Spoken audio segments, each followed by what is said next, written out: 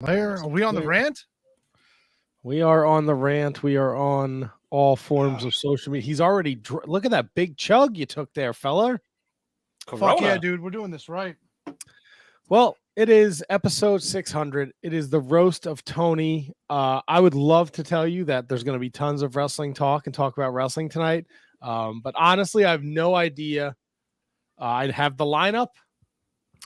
Kevin knows a few of the roasters. Tony clearly knows one of them because they felt it was necessary to text Tony. So, well, I mean, anybody worth their salt in the Discord realizes who's potentially going to be involved anyway. So there's worth not their salt.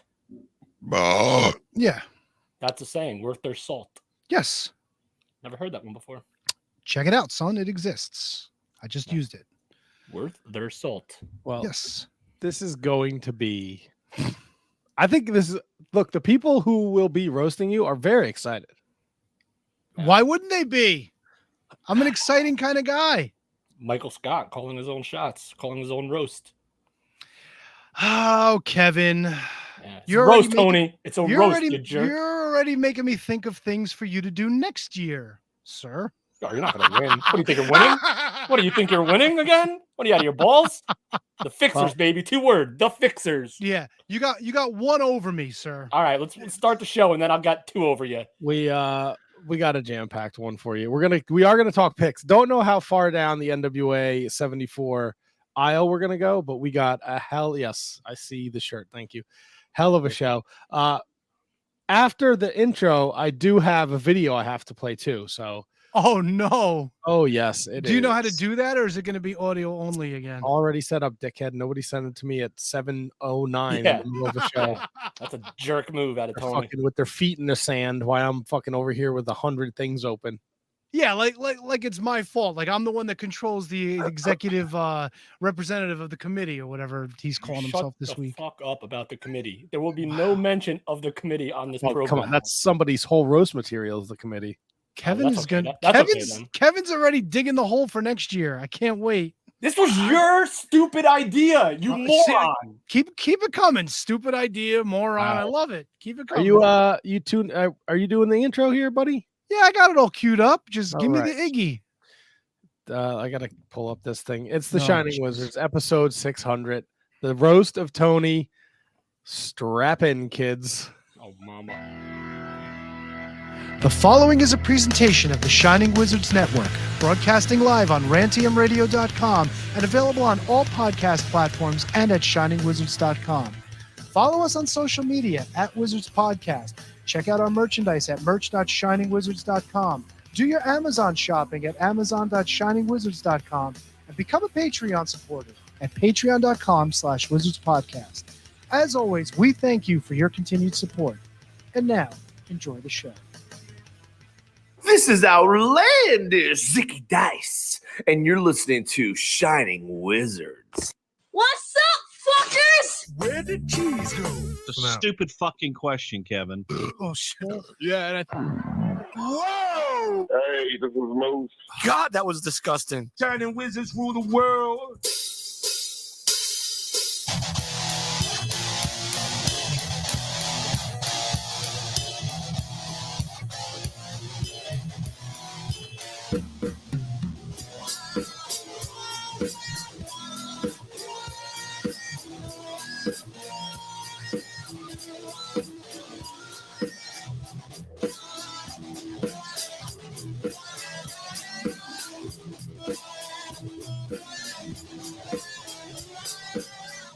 Live and in living color, it is episode 600 of the Shining Wizards Wrestling Podcast. And it's me, it's all about me. Live on the rant, rantiumradio.com. Live on the social medias, on the Facebooks, the Twitters, the Twitches, and the YouTubes. And going with you wherever you go, because we are available on each and every podcasting platform and streaming service. And I don't know if we can promise this tonight, but we're going to try to do some wrestling talk. And talk about wrestling. Tony. Matt. KJG fuck Tony. Wow. Nice. I like it. I'm ready. We're ready. This is, look, if you're tuning in, if you're listening for the first time, this is not a traditional Shining Wizard show. We have a lot lined up for you. But first, we have a video, Tony. This came in to my Google Drive yesterday. I did not ask for it. I did not want this, but here it is. You know, I didn't think that Kevin and Matt could stoop any lower, but boy, oh boy, this Twitter post you made about Tony certainly is something else, isn't it? You start by calling him a dildo, and dildos were only invented to perpetuate the lie that 3 inches is not enough. And then you say you're going to roast him. So let me get this straight.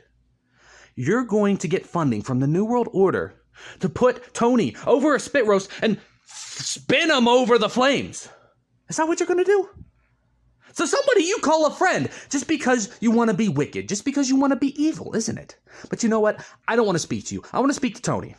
Tony, my friend, something real bad is about to happen to you. So you know what? You better run. You better get out while you can. You better run while you can, please, for the love of God. It's only up from here. It's only up from here, Matt. Wow. Look, I am thrilled that we only had 53 seconds of Francis Wright. Now, I do feel I feel bad because we're going to bring in our first roaster. She's a great friend. You know her well. Fightful Select, Sour Graps, the Mark Order podcast. Kate the Great is our first roaster. And Kate, no pressure. Megastar Kate. Roaster. I think I told you were the first roaster this afternoon. I felt like this is like the death spot. It is the death spot. And on top of that, now I'm following Francis. That's so messed up, man. Nah, I don't know. You're the opener, man. You're the opener. You're the best. You have the best spot. Kate, before you get to it, I just want to congratulate you on your championship opportunity on September 12th. I think you're going to do the Shining Wizards proud. Despite what some other assholes have said about you, I think you're going to be a formidable opponent to Mr. Christian Rocco. And I guess whenever you're ready. What? First of all, I think your mic should be off. Why? It's a great call. This is a roast of you. You don't get to fucking chime in whenever you want. Yeah. Right? Shut up, dude. Secondly, I know how to talk to a lady, unlike this asshole. No disparaging words about Kate. The choice of Kate, completely different story. If you want to see a live murder, tune in on September 12th. Wait, you're here to roast me, not Kate. Take it easy. You set it up. There we go. A little white girl light. I like that. Kate. I gotta get the white girl light out if you're gonna come after me. You can follow Kate on her social media at Miss Kate Fabe. She's 2 followers away from 5,800 followers on Twitter. So fucking follow Kate, please. She's doing great things in the wrestling community. With that said, Kate, the floor is yours. Please make us laugh. Oh, God. Like, here's the thing. I felt like the best way to roast Tony was in the style of a bunch of really bad J. George jokes. I felt like that was a nice way to bridge roasting Tony with the fact that your 600th episode is coming around. And hey, Tony, you win a lot of predictions on the show. You keep winning all the predictions year after year. It must be easy when you're so old that you were cousins with Nostradamus, huh? Huh? Yeah. Tony is so old that the reason he hates the Young Bucks is because they have the word young in their name, huh? All right. I like it. The last live wrestling show Tony was at had a funnel cake and a Ferris wheel. How do you like that, huh? That's how old Tony is. Tony is so old. How old is he? Legitimately likes. Oh. Thank you. Somebody getting the gimmick. Tony is so old, he legitimately likes Bruno Sammartino. I don't know how much older you get than actually liking Bruno Sammartino. Tony is so old. How old is he? Oh, yeah. Thank you, Matt. His first wrestling poster was on Papyrus. That's how old Tony is. All right. Papyrus. I thought we hardly knew her. Tony is so old. He boinked Jim Cornette's mom in a hot tub. Hey! God damn! Ding! And then this one isn't about you being old. It just says Tony's last Monday Night Raw resulted in his kid being conceived. That's all I got. I don't know. I don't have anything else. Oh, shit.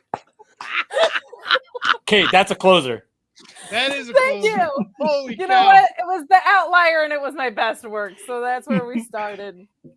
But I Wow. had 5 minutes. You got about 2 minutes of J. George jokes. Hey. Sincerely, so much love from me. I loved this podcast. It's like just been such a really big part of my life over the past 4 years, and you're a really big part of it, Tony. But would never have missed the chance to come in here and roast you a little bit. So, You have thank you, AIDS. Val. Wow. Love you too, Kate. I'd love you more if you join us back in the Discord again, but hey. Did she leave? No, I I think know. Kate's I got, suck. she's got a wonky No, I internet post. over there. I'm here. Wow. My internet is about as shitty as Tony is old. Am I right? Boom. Huh? I thought the Raw was a good closer. I stand corrected. Stop it, Nelly. I should have quit while I was ahead there, Tony. No, it worked. You're right It about worked. That was awesome. Thank you, Kate. Beautiful. that. You're welcome. I adore you. And hey, 600. Big number. Congratulations to all of you, but mostly Tony's old. Love you. Bye. Thank you, Kate. Love you Remember, too, follow Kate. Kate Thank on you. social media at Miss Kate Fabe. She's 2 followers away from 5,800. She's doing a ton of stuff over at Fightful. Sour Graps with Alex on Tuesday nights, Wednesday night Mark Order podcast. Follow Kate on social media. Kate Slade. Oh, that was a big one. Excuse me. Oh, wait, Right that back was at you, Matt? buddy. That was me. I had to reach over and get my bell. The bell was too far away. Oh, yes. Might be using this thing a lot tonight. I hope so. I hope so. All right. Well, here we go. This is where things are going to get interesting because we're on a schedule. So Yeah. And how do we fill time between? Well, I'll tell you we what. could just burp. We could just do that. Fuck Person yeah, that dude. scheduled for 7:00 did not respond to the Oh, messages. no, already? He's the only person. He's the only one I have not confirmed with. So we'll see. If not, we have a little time. So I gave everybody a nice window of 3 to 5 minutes, and I told them if they're not gone, I will get them the fuck off the show. So this is clockwork here. You wanted a roast, you're gonna get a fucking roast, buddy. Holy shit. Holy shit. Love you too, Kate, by the way. I don't know if you heard that on the way out. That was I did. amazing. That was amazing. So how have you guys been this week since our wonderful talk with Chandler Hopkins last week and a great episode? Fantastic episode. 599, baby. It was incredible. Good week. Had the niece's birthday. So that was good. Awesome. Big old 6 years old.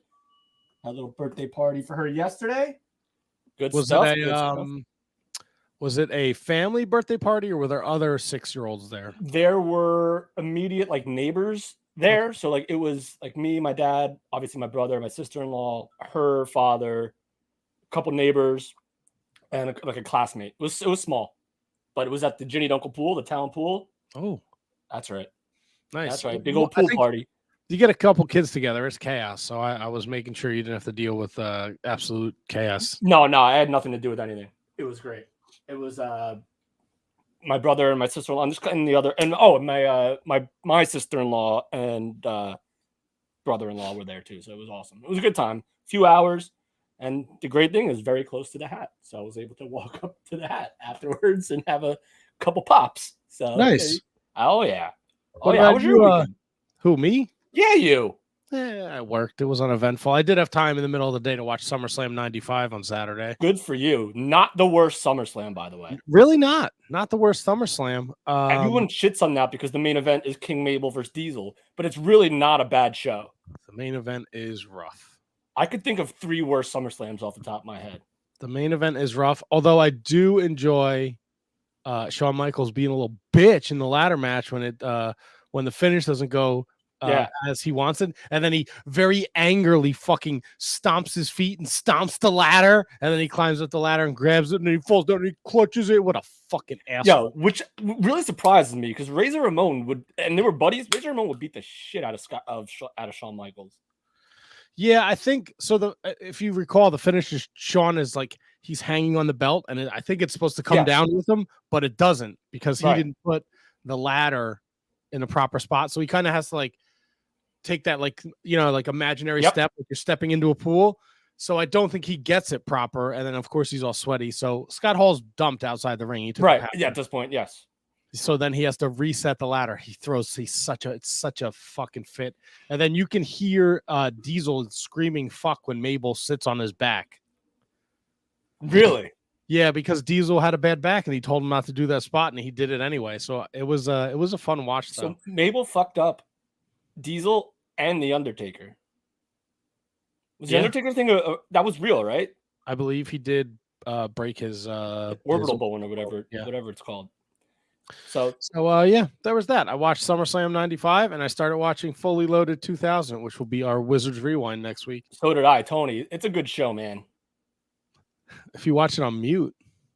All right. So Matt, you know what's really funny is that I put on Fully Loaded, but it was like Fully Loaded 1998 by accident. Okay.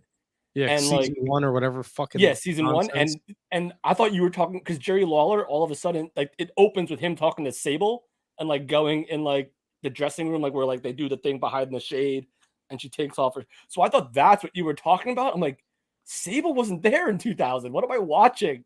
Yeah, no, definitely not that. Now, Jerry Lawler was weird and commentary. He gets a lot of praise, but he also had some very, very cringy moments. Yeah, we'll have a full report on Fully Loaded next week. Tony, how are you doing over there? Please tell me you're having a stroke. No, I'm just burping, bro. It had kind of come up from the inner sanctum. Would you have a freaking falafel again? No, I had chicken cutlets tonight. Actually, they were very tasty. My wife's a good cook. You're such an Italian. We went to first we went out to eat Friday. My father and his girlfriend took us out to a nice Italian dinner, and then Saturday we hit Medieval Times. Wow, you were probably in heaven eating that fucking bird with your bare hands. Oh, it was great, and they didn't have corn. They provided us with sausage instead, so we had chicken and sausage. It was fucking delicious. Of course you did. How did they accommodate the vegetarians?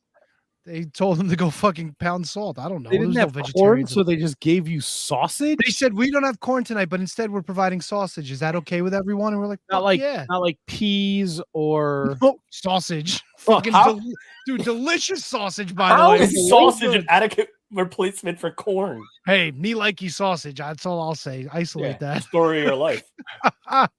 We were the Green Knight. No, we were the Yellow Knight, and the Yellow Knight is the heel knight now. He's even got like the Brock Lesnar fucking like cattle head with the horns on the flag. It was awesome. I thought the Black Knight was always the heel. No, well, the Black Knight, it was always kind of like a gimmick where like a seventh person would come out and like challenge the king and this and that. But the Green Knight fucking told the queen that this is a men's sport. I was like, oh yeah, tell her to go in the kitchen and make me a fucking sandwich. No, make me some corn and sausage.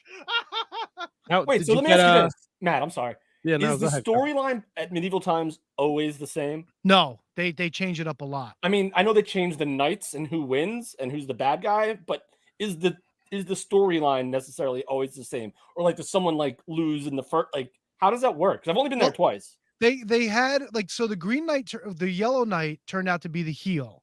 And when he fought the Green Knight, it was supposed to be a friendly competition, but he actually tried to finish him off, right? So then the king was like, this, the queen was like, this is dastardly and this and that. So was the Green Knight, or was the Yellow Knight Scorpion from Mortal Kombat? No, but he had he's got the flag, dude. He had the Brock Lesnar fucking skull on the flag. So that should have tipped me off. So he fucking gets the Green Knight down, and the Green Knight, he's like, will you be chivalrous and let him continue? And the Green Knight's like, no, and he fucking finished him off. And then he came back. I don't know how he came back, but then the Yellow Knight beat him again anyway. So he rose from the grave. So he finished him off and beat him. Wait, our 7 o'clock is Kate again? No, Kate's not our 7 Tony o'clock. is so old. He went to Medieval Times, and it just reminded him of a yesteryear. You know what? What a professional. She comes in, she takes herself right out. Wow. Oh, I thought you kicked her out. No, I didn't. I brought her back in. Since There our could have been a better. I gotta say, I'm disappointed with Kate on that one. Yes. Tony Yep. loves sausage from Kate. Wait, David Henry Bauer with his pal Antonio Horseman says he sure does, especially that Italian sausage San Martino was packing. Am I right? I like to throw in. And Brendan Haney probably was used to handling it with his bare hands. There you go. So she did could- you Holy shit. spend a she couple could've extra shekels and get front row seats for this medieval times? No, but they had the VIP package. So we got VIP, we got the lanyards, we got the little yellow flags to wave. It was awesome. You got the picture with the queen? We did, but we didn't feel like waiting online to wait for it to get the, 'cause Doesn't there was a everyone line get the for little pictures. flags? No, Huh? you gotta pay for them shit, son. Yeah, we got the lanyards though. That was awesome. Walking around feeling like fucking like hot shit. It was so cool. Yeah, like you just got fucking taken at fucking medieval times. Biggest money grab in the world. You know what though? It's cool. You know what my favorite part about the show is the Falcon. I love the I knew Falcon when you he were gonna flies say around. the fucking bird. I You love the bird, dude. fucking dolt. Yeah. Shut up, man. That fucking Falcon is awesome. The way he flies around and shit. He's going after the prey and everything. It's good stuff. The prey. Yeah, like they got that little bag of like meat, and that's how they get the thing to fly around because it's like hunting. So when they spin the thing around, it like takes off, comes back, and then finally at the very end, the handler tosses it, and the Falcon will like dive on it and just roll over with it and start eating it. It's so not awesome. prey if it's not prey if it's not alive. I mean, Kev, what do you want to do? Have a fucking live rat on the? Tony was just reminiscing his days in college when he would chase around a bag of meat. Yeah. God, Oh boy. you are medieval times. Ugh. So we got 5 minutes until our next guest gets here. Let's talk. We did picks. Yeah, Yes. we did do picks. Yes, And we did. Totally screwed us up. Nah, well, it didn't really screw me up, but Wait, how did you do? You didn't. It's time for the NWA 74 picks. can you tell Kevin how awesomely I did on the first night? Yeah, he did do good actually. On the first night, you went a very respectable 9-2. Fuck yeah. Kevin was 5-6, and I was 7-4. Yep. Night two, Tony Night two. also a very respectable 9-3. Kevin, good bounce back at 8-4, and I was right there with him at 8-4 as well. Oh damn! All right. So what's my lead up to? Like 5 now? 6? Something like that? Well, Tony, your lead, you have 143 wins and 62 losses. Kevin has 136 wins and 69 losses, so that's 7. And I am 129 and 76. I am 14. I'm 14 behind you. Yeah, you're not that far. You're not that far behind me either. But I guess that doesn't really matter. Now, I know we like to rag on Kevin about That's right. maybe not getting his picks in on time or missing picks, but Kevin brought something to my attention, Tony. Yeah, What's that? Tony missed a match over here. Did I miss a match? Yeah, and you missed the match that you brought up in the conversation in the text. What, Scion? Yeah, you didn't pick that match. Yeah, I did. No, you No, did not, you my didn't. friend. Wait a minute. Sure I did. So you cost yourself a game. Big money Tony over here cost himself another Listen, match. listen, 7-back Kevin. Take it easy. 7 back Kevin. I like that actually. Tony, I went over it with a fine-tooth Yeah. comb today. You asked about it. Matt was my fact checker, but you never actually picked it. So we had 13 matches on the second night? Fuck, That's we right. wrong, did. dude. Holy shit. Actually, We we did. probably ended up with more than that. I think it was Added matches. What do we get? 12, 13. Yeah, because the Latimer and EC3 was a no contest. Oh no, the dementia's setting in. Tony's picks: Love, Murdoch, Spectaculars, Pretty Empowered. I got Camino. it here. I see it. Oh, Okay. shit. But ironically enough, Kev, I don't see Scion on the show tonight. Am I missing something, Matt? Then I said, how many times do I have to fucking text you? Scion versus Mayweather. And then I forgot to pick it And you anyway. didn't Well, pick it. well, thanks for you dickheads giving me a heads up with you gave Kevin a heads up that he forgot a match yesterday. How No, much more of a heads up can you get than that? I did not give Kevin a heads up. Kevin said, I have one less match than you picked. What did I miss? You hadn't even made your picks before you asked about Scion and Mayweather. Yeah, you called me out on my pick. Oh, I don't see a And I Scion sent match. you a graphic Ooh. of the match. Who's in Ooh, the I'm lead, NWA boys? Tony. I don't see a Scion match. I know more than Kevin. Who's what? You know what? Next year this is going to be a lot more fun when I pick a punishment that you guys are going to fucking loathe. Keep on Yeah, going. like I don't know. How about you? Stupid, dumb idea, Tony. So you're gonna own it, and you're gonna get the shit beat out of you verbally tonight. What did you write, Kev? Does Kevin have any material? No, I didn't do anything. Exactly. Exactly. The I make fucking fun of you every comedian. week. The comedian has no material. I'm retired. I'm officially retired from the Oh, game. what is this news? Yeah, I'm out. What? Yeah. Do we have to call Rich McDonald to get a fucking intervention Nah, on this? Rich is out too, I think. What? What are the dumb fellas just fucking all decide at the same time to quit? We all stink. Sorry, I didn't mean to laugh. That No, was it's okay. I said it. No, we don't stink. It's just been tough, man. I don't know. I don't know what it is. Yeah, breaking news. What's I'm this? out. I haven't done a show Kevin's out since of comedy. COVID. Oh. So you picked tonight to start. That's right. I'm back. I'm actually out of retirement now. Starting right now. So I thought I picked Scion. So you're telling me I could have been 8 games up? Yes. Fuck me, dude. Yeah, you could have won 10-2. Asked about it and then never picked It's it. not going to matter. I didn't even realize it till I was going over the picks today. What, today? Yeah, I was like, oh shit, this idiot didn't pick fucking Scion. I guess I roasted myself, huh? Boom, roasted. Let's bring in our next roaster. Oh, Jesus, this guy. Can you beat that challenger? He's a sport of the Shining Wizard Wrestling podcast, Mr. Brendan Haney. Brendan, how are you? I'm doing good, man. I'm excited to do in this shift for the first time. Yeah, so this is probably going to be a complete disaster, like Tony. Oh, I hope so. You were gracious enough. Now, Brendan. Is it Brendan or Brundon? Yeah, what's going on there? It's Brendan. Brendan is nickname. All right. Brundon was kind enough to reach out to me and say, hey, I'll be the first roaster. And I said, I'll look at it and I'll let you know. So you get number 2. It's not by it wasn't like, oh, he's not good enough. Kate had to go early and it just I mean, I don't know how I'm gonna follow that, but it wasn't that good. Wow, really, Kevin? I'll jump right into it because I am excited to be here and roast my third favorite Shining Wizard, Tony. Oh, you guys are laughing at low-hanging fruit. This is gonna be rough. Yeah. Oof. I mean, Kate took all the fat or the the fat jokes are coming. Yeah, so no, the fat jokes are coming, but I figure I'll start with the ugly jokes. Oh, Tony, man. You got a face that could make Stevie Wonder cry. I mean, a face like that, it scares the shit right out of Matt's pants. Holy fuck. Did you get Jackie Martling's book for Christmas? Yeah, pretty much. 1994. Yeah. I mean, I heard you got a self-portrait once, but it hung itself.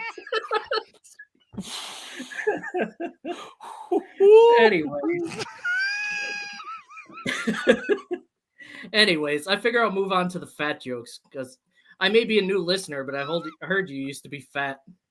I mean, an origami crane used to have less folds than Tony. Yeah, that was bad.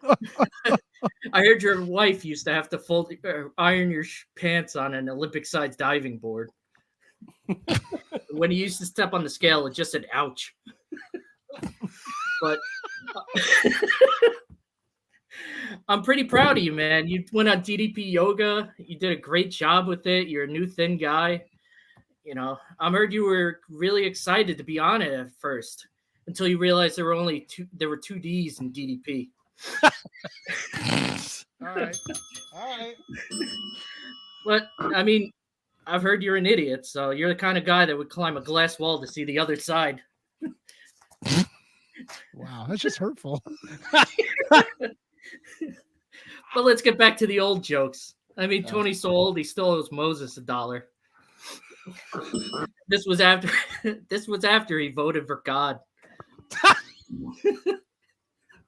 But if anybody wants to make any money, I could tell you Tony's social security number, so you want to steal it. It's just 4. I mean, he's the kind of guy that pre-ordered the Bible. Anyway, Tony, never I tell you showed to up. act your age, but then you probably just die. We can only be so lucky. Holy shit! That's so hurtful. I mean, Tony's the kind of guy that's proof that God does make mistakes. It's proof. Oh, boo. Yeah, his Kevin gene laughed at pool, Kevin laughed at the really mean one. I hate you. his gene pool should have had a lifeguard. Anyway, Tony, that's about all I got. It's about time I stop roasting you because I heard burning trash is bad for the environment. Nice. Anyway, Wow. I am excited. All honesty, I love what you guys do. Big fan of the show. You're awesome. Keep on doing it. And, keep doing it for as many years as you can, or at least until Kevin rotates your spot. That's right. That's all I got. Thank you, sir. Brendan, fantastic. Thank At you. the Irish Misfit on social media. Brendan, do you have a Shining Wizards t-shirt? Can you stop wearing it? The fucking Miko Maestro t-shirt everywhere? Yeah. It makes me want to vomit. I do have a Shining Wizards t-shirt. I don't that's believe how I you. found out about you guys was getting a free Shining Wizards t-shirt from Front Row Material. It's a beautiful thing. You just never wear it. You wear that fucking Miko fucking Maestro shirt. He's a fucking Freeland Mark. What do you expect? I'm okay with who. Look, you could be a Freeland Mark. Just stop with the fucking Miko Maestro bullshit. That no It's my selling son of a bitch. Everybody compliments that shirt. They all think it's a Hulkamania shirt. Yeah, and yet you choose to wear a shirt with no collar on this show tonight. You're lucky I wear a shirt at all. I could have got my Tombstone. Hey, if you're taking it off, I'm looking, brother. Show us the goods. No, I don't want to get you guys flagged. Or excited, one or the other. Brendan, thank you so much for being a part of the Thank Roast you, of guys. Tony. We appreciate the continued it. support. Thank you, Brendan. That was awesome. Self-portrait hanging joke was my favorite. All right, thanks, man. Brendan Haney at the Irish Misfit on social media. Make sure you give him a follow. Check him out. Former Can You Beat That challenger to the old Kevin Rogue. Thank you. Yeah. I forgot to mention too, when I got that message from Tony, it was in Morse code. Cold. That's You frozen dick. Worth a shot. You should have quit while you were ahead, stupid. Tony, you don't get to do this. Yeah. Just like Tony, that was a disaster. There you go. Boom. Right, Yeah. There you go. He redeemed himself. Roasted. Oh, what's your Twitter handle again? Irish Miss. Yeah, there you go. Stupid. How dare you insult me? Oh, he was awesome. He did a great job. Thank you, Brendan Haney. Fantastic. The roasts are rocking and rolling. Our next roaster should be joining us any minute now. Please tell me it's Jay George. I hope every single joke that Jay George does is exactly the same jokes that Kate did. I can't tell you who it is, buddy. You just gotta wait and see who pops into the. I guess we're finding out now. Oh, yeah. all right. No, You guys got me? Jesus. Yes, sir.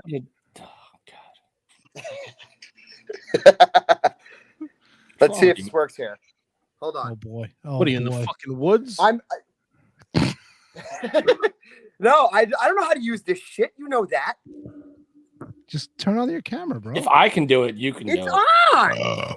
I mean, if you can make a video for the committee, allegedly. Whoa, whoa. I'm here to say that I may or may not have anything to do with that, first of all. Yeah. I don't know why the camera isn't working.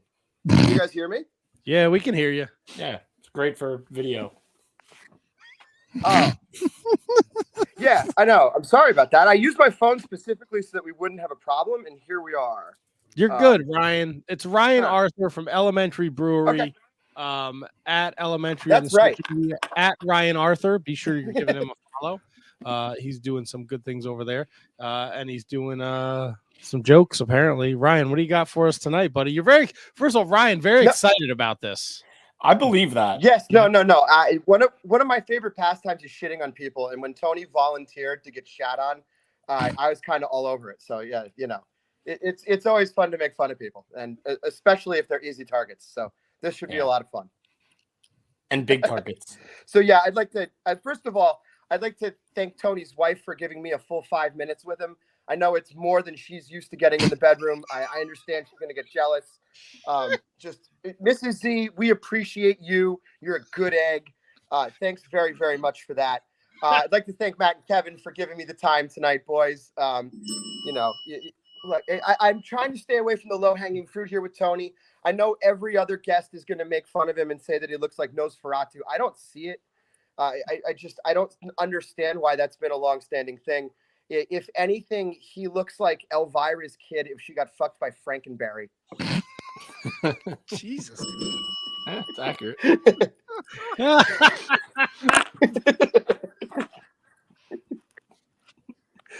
We're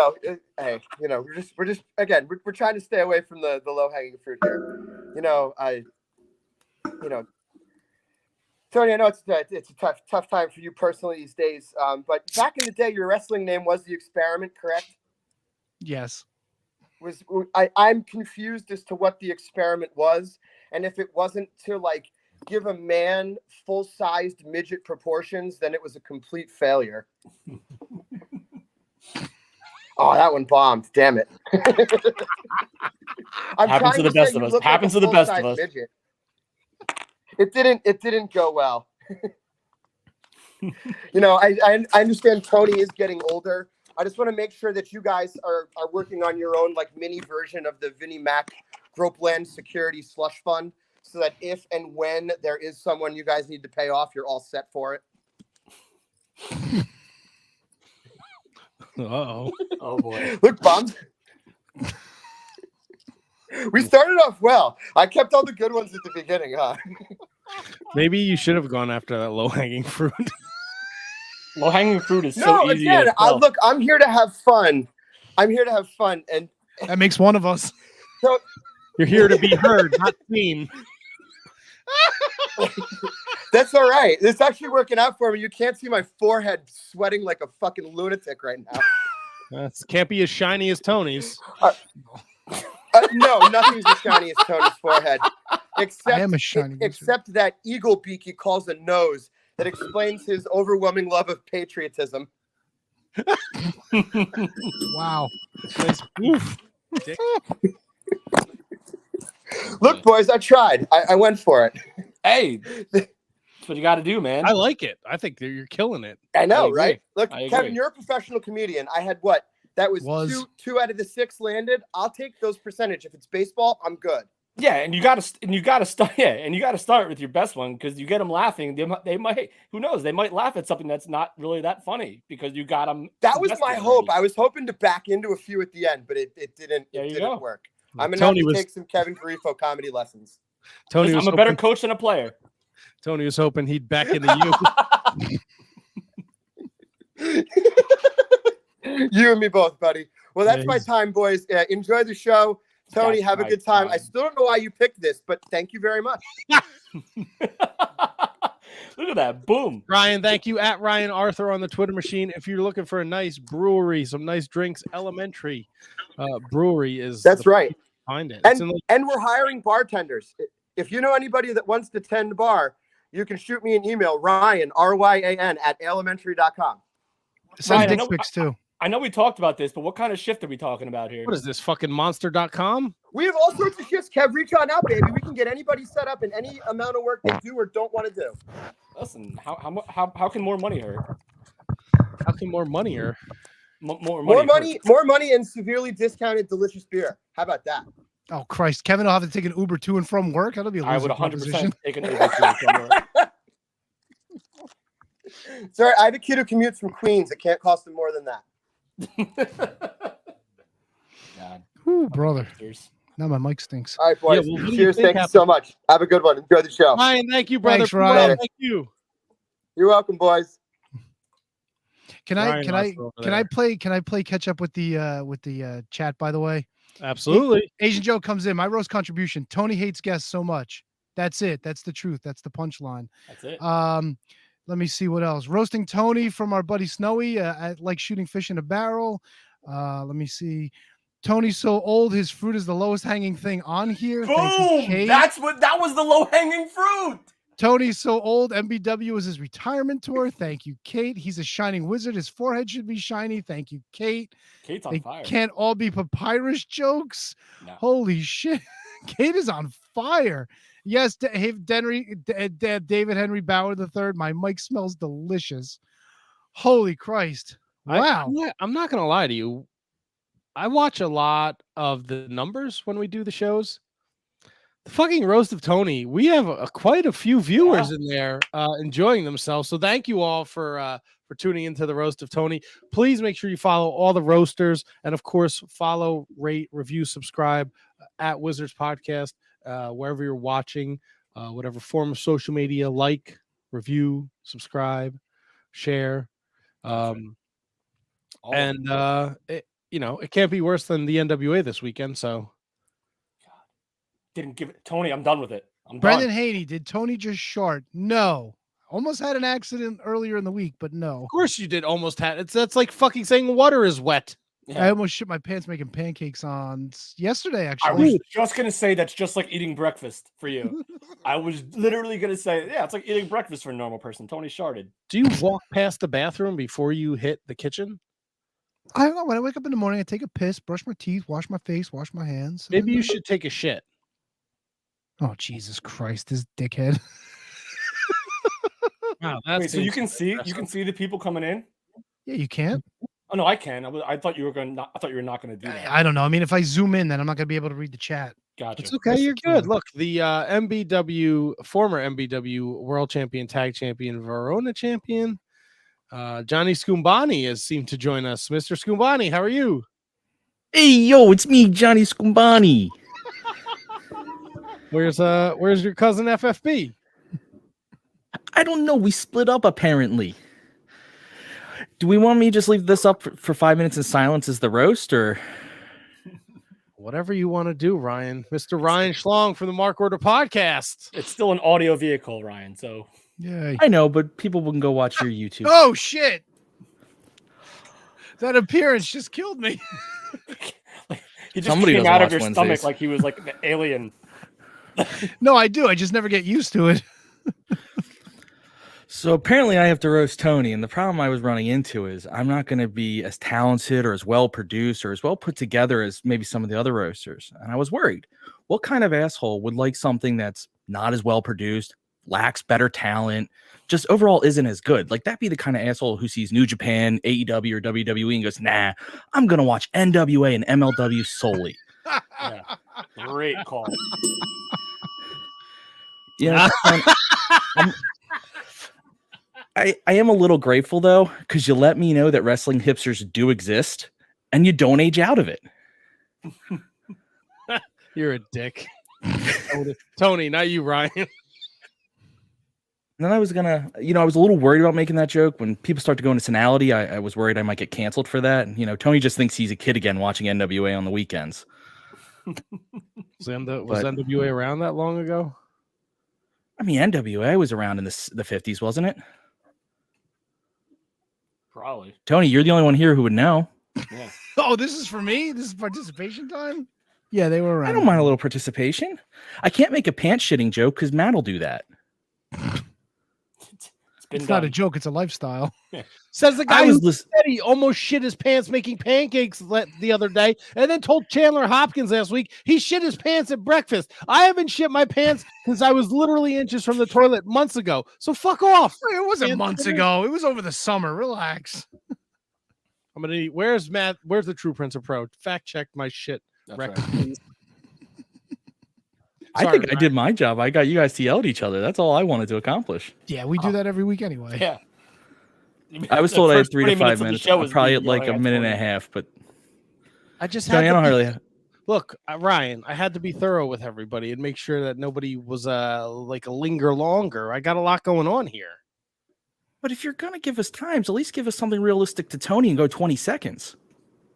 Another quick Tony joke. I like it. That 20 seconds in the bedroom or 20 seconds till he shits his pants again? Too late. Well, not really 20 seconds in the bedroom. It's 5 seconds in the bedroom, 15 seconds of crying and apologizing. All right. Fair enough. That's a good one. Well, Tony, have fun getting yelled at. I like you guys. You guys are awesome. Yada yada yada yada yada. Have fun. Well, Thank you, Ryan. episodes. Congrats on 600 episodes. Oh no.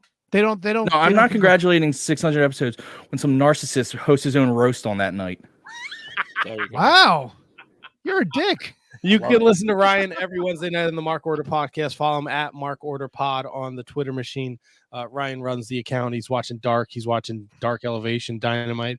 He's doing it all, and he's looking like a Johnny Scoombani. Fuck yeah! Yo, dude. see you guys later. I'm gonna do some more dancing while I wrestle. He's so much funnier when he's not. When we don't see his face. Tony, what picture was that? By the way, what belt are you holding?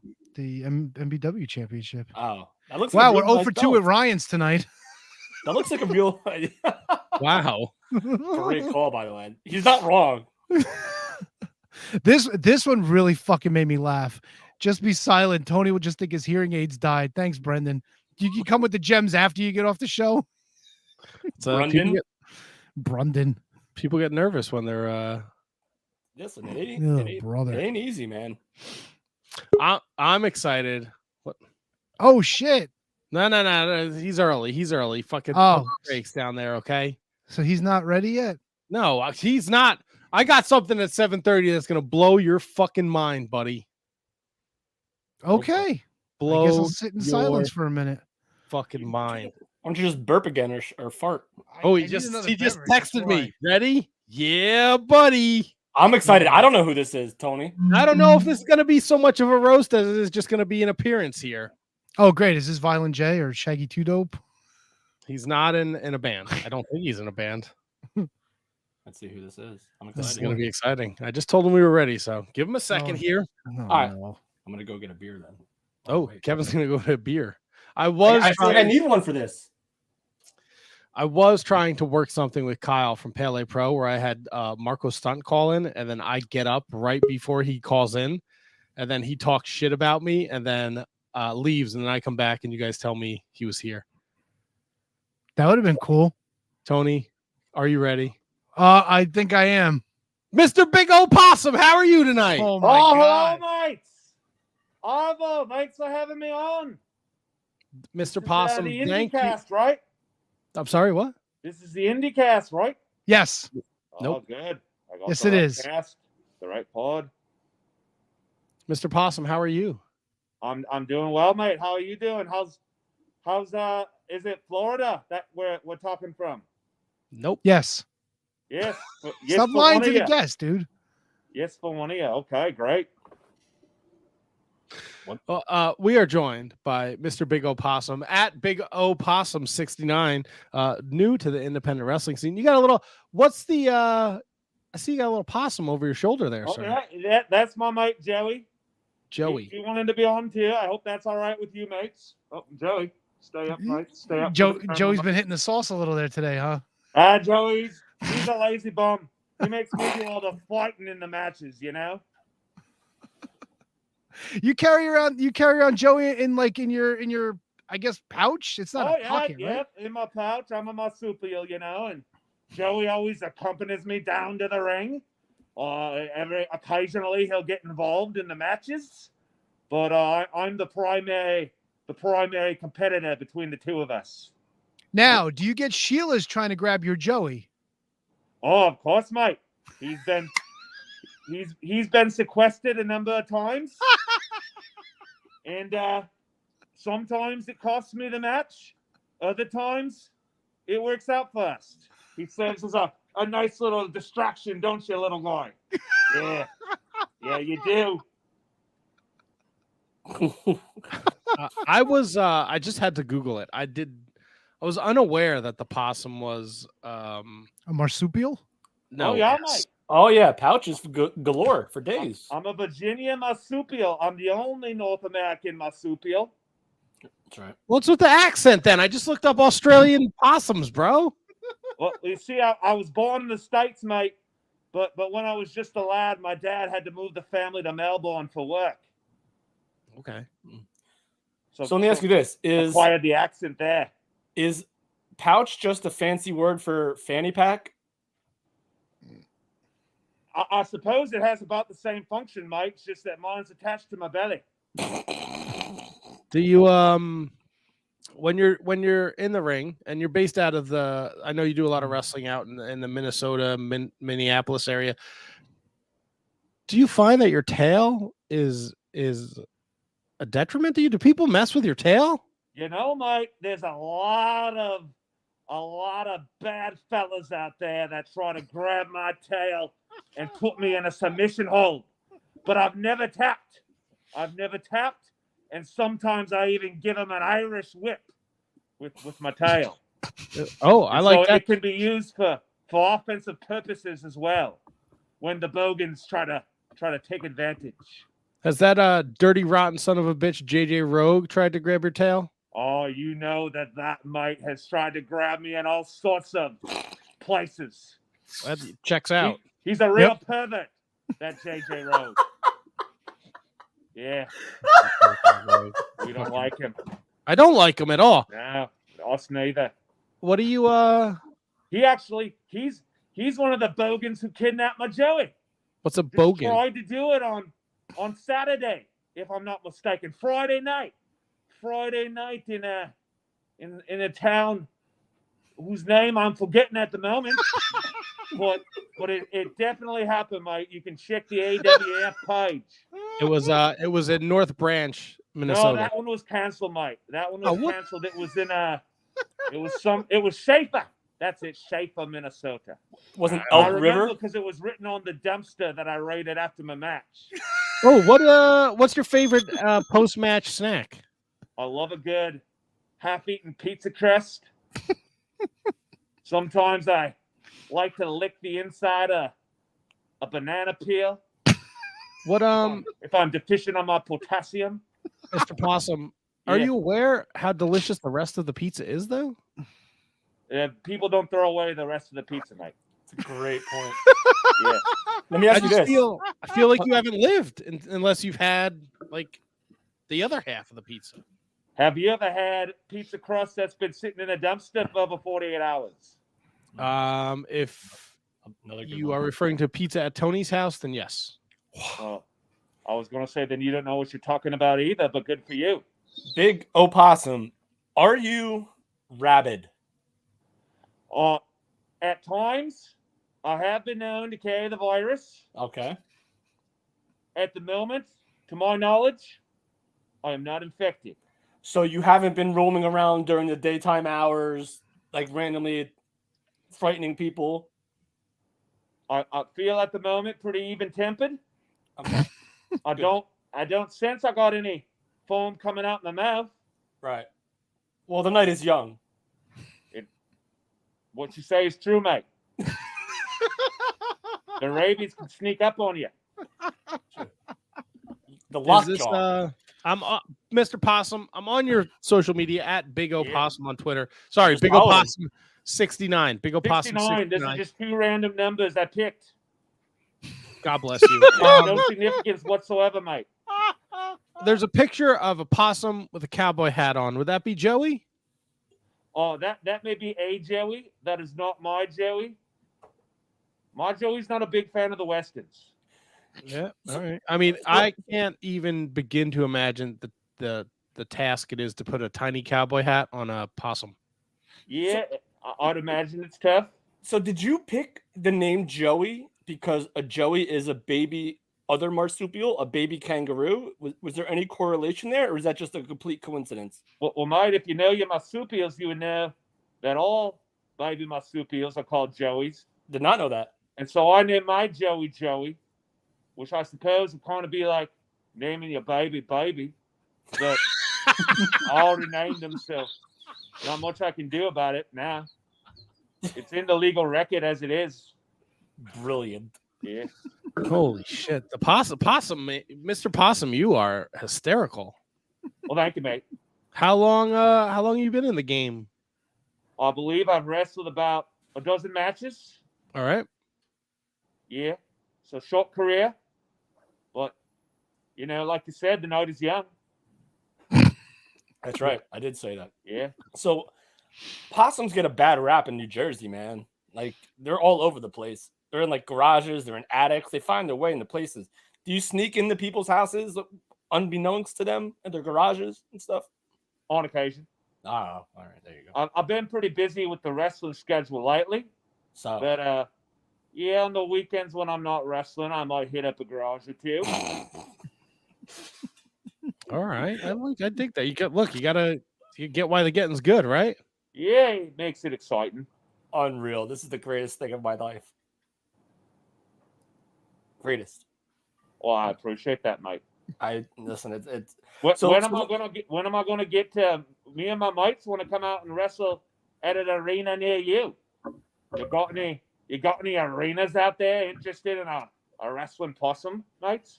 I think so. I think there's my man Brendan Haney says Pro Wrestling Magic.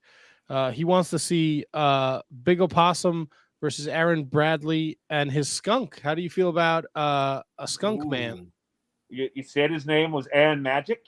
Aaron Bradley from Pro Wrestling Magic. Oh, Pro Wrestling Magic, because a lot of people seem to think that some of the tricks that the possums do are kind of magical myself. And so I think I'd fit in quite well out there. What kind of tricks are you doing there, Possum?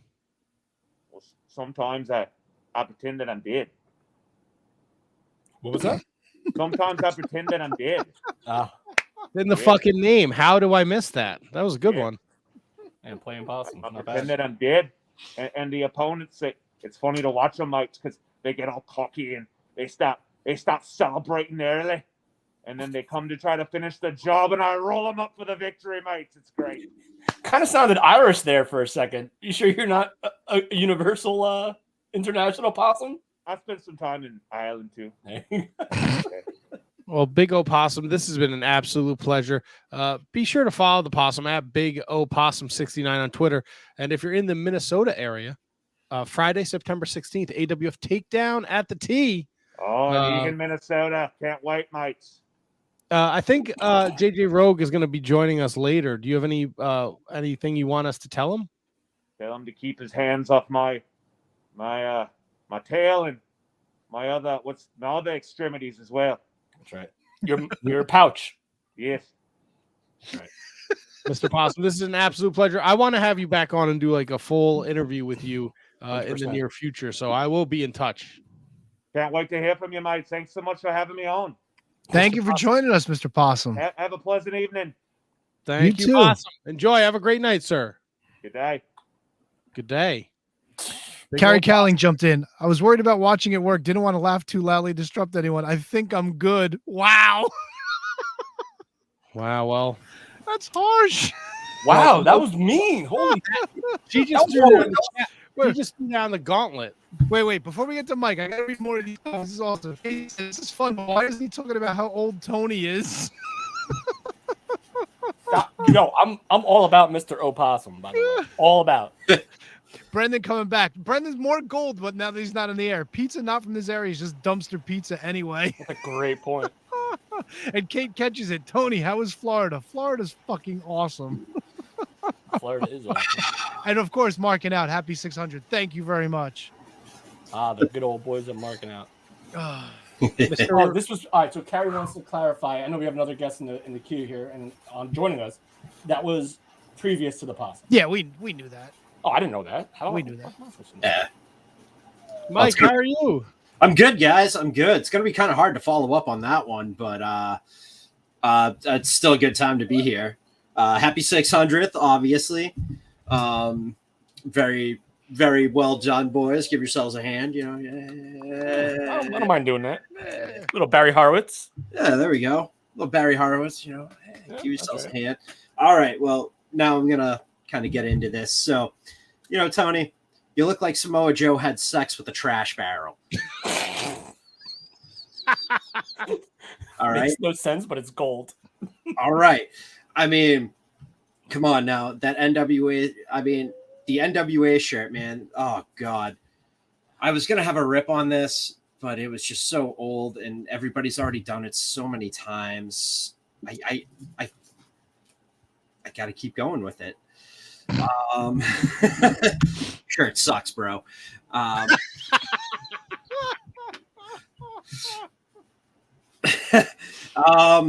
Yeah, speaking of the NWA, you know, has Tyrus come to you for charisma tips yet? All right, I'll take it. I'll take it. Will you? Will you? All right. Tony looks like a Boom Boom with glasses.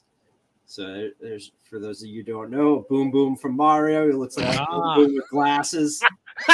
Uncanny. I appreciate the picture. I had to do it for some reference. Yeah, good thing you held it up, because if you sent it to Matt, it would take him 40 minutes to figure out how to put it on the screen. Tony is so old, he wrote essays on Paprius. Ooh, is that a callback? That is a callback, my friends. There you go. Two Callback. Paprius jokes. In one day. In 11 years, we haven't had one Paprius joke, and now we have two in the same night. So, before I go, I just wanted to show you this giant dick pic I wrote. I did it today. It's my huge dick pic. All right, that's good. I like that. I like that. Have a good one, guys. Tony, Thank happy you, Mike. birthday, man. Holy shit, thank you. Take it easy. And be sure to follow Mike on social media at LOL Mike Peterson. Holy shit. Yes, it is Papyrus. And just to people who are listening in audio format, when he said, I just wanted to show a dick pic, he just had a piece of paper with Tony's name on it. So it just said Tony. Asian Joe. Mike O. Peterson follows Big O. Possum. Oh my God. Mike just tell the same old joke. Tony's senile anyway and won't remember. I feel like that's a joke for me. Holy shit. And the Samoa Joe line, Asian Joe chimes in, and the trash barrel lost. There you go. And Kate Hensler, NW ripped itself up. Oh, that's just hurtful, Kate. That's not nice. Asian Joe, I prefer my NWA straight out of Compton. That's right. Good one. Like him. I don't know why Asian Joe didn't jump on this roast. I think he would have had a good time. What's up with that, Asian Joe? Tony, how you doing over there? You okay? I'm fucking loving this, dude. This is great. I'm not gonna lie to you. This isn't the worst idea you've ever had. Oh, stop. Just say it's fucking great and get it over. Oh, look at this. Look at this. Holy shit balls. This is what I was waiting for. This is what I was hoping for. Oh, no. Oh, you know it, brother. We're in the building. How you doing? 600, brother. 600. KP Burke. I love it. I love it. My dear, good, close personal friend, KP Burke, comedian. Over how many views did that video get for you, brother? That that Listen to COVID you hear the video. fucking dick slurping already.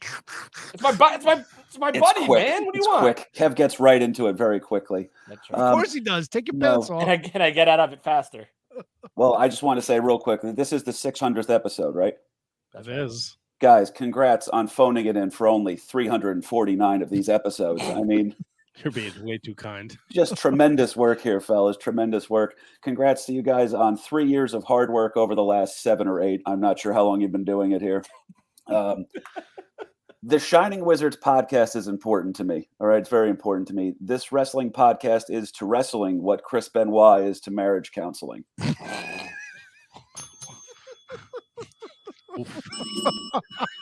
Oof.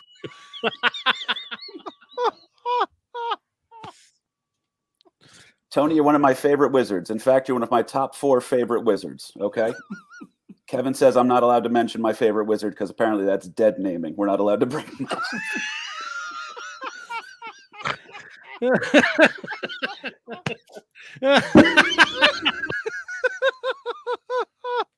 This is a big mistake.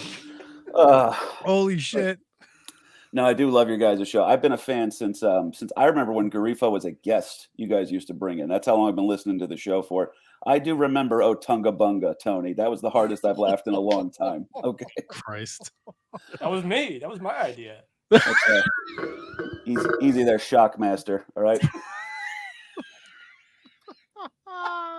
My friend Tony, though, he is married to a lovely gal. She puts up with all of his nonsense. I mean, it can't be easy to tell your friends and even your own son that on Mondays from 7 to 9, nobody's allowed in daddy's basement except for the sweaty men coming down.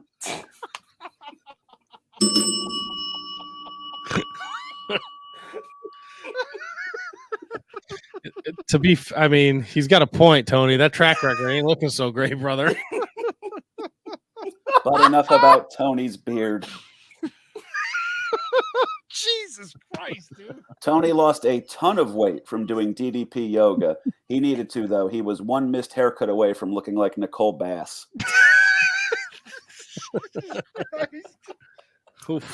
Tony went from looking like Samoa Joe to looking like China with a Tony Danza haircut.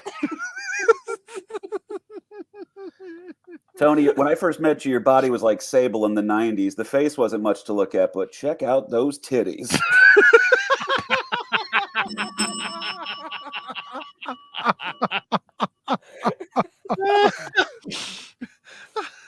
How is this a successful podcast? Okay, Matt works so hard. Garifo researches everything. Tony, you have the speech patterns of the great Kali.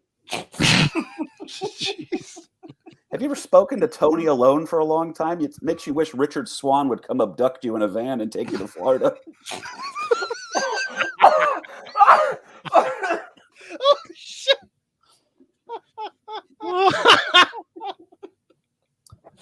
Oh, my God. Actually, the Samoa Joe comment earlier was good. I thought that was a good joke. The guy before me had a good joke without the Samoa Joe thing. But really, I think Tony's more like Tommy Dreamer. All right. You're both handsome Italian fellas. You're both married to chicks way out of your league.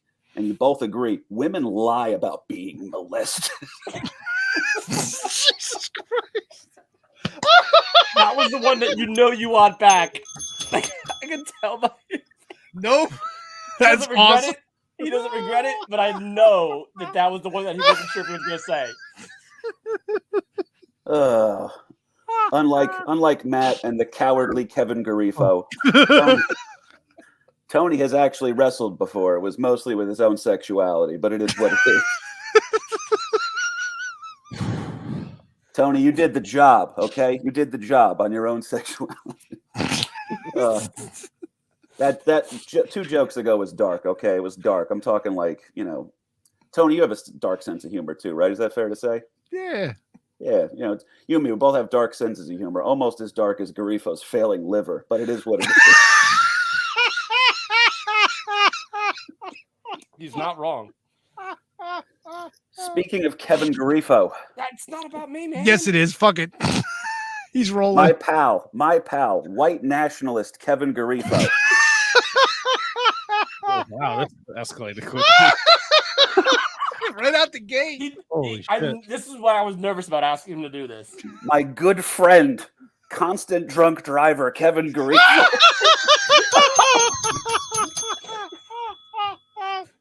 False. Everything. My second favorite Shining Wizard and current Holocaust denier Kevin Garifo. Yeah, the KP, the bridge burned. Holy shit. Women love Shining Wizard's Kevin because he's handsome, polite, and lacks the upper body strength to rape them. Holy shit. Holy shit. Oh my God. But back to Tony. It's a great studio that you guys have there. I've been very lucky to be in there before. Tony's shown me his whole cool kind of, all the collectibles and the title belts you have, and each one of them proving more and more that your child is going to Bergen Community.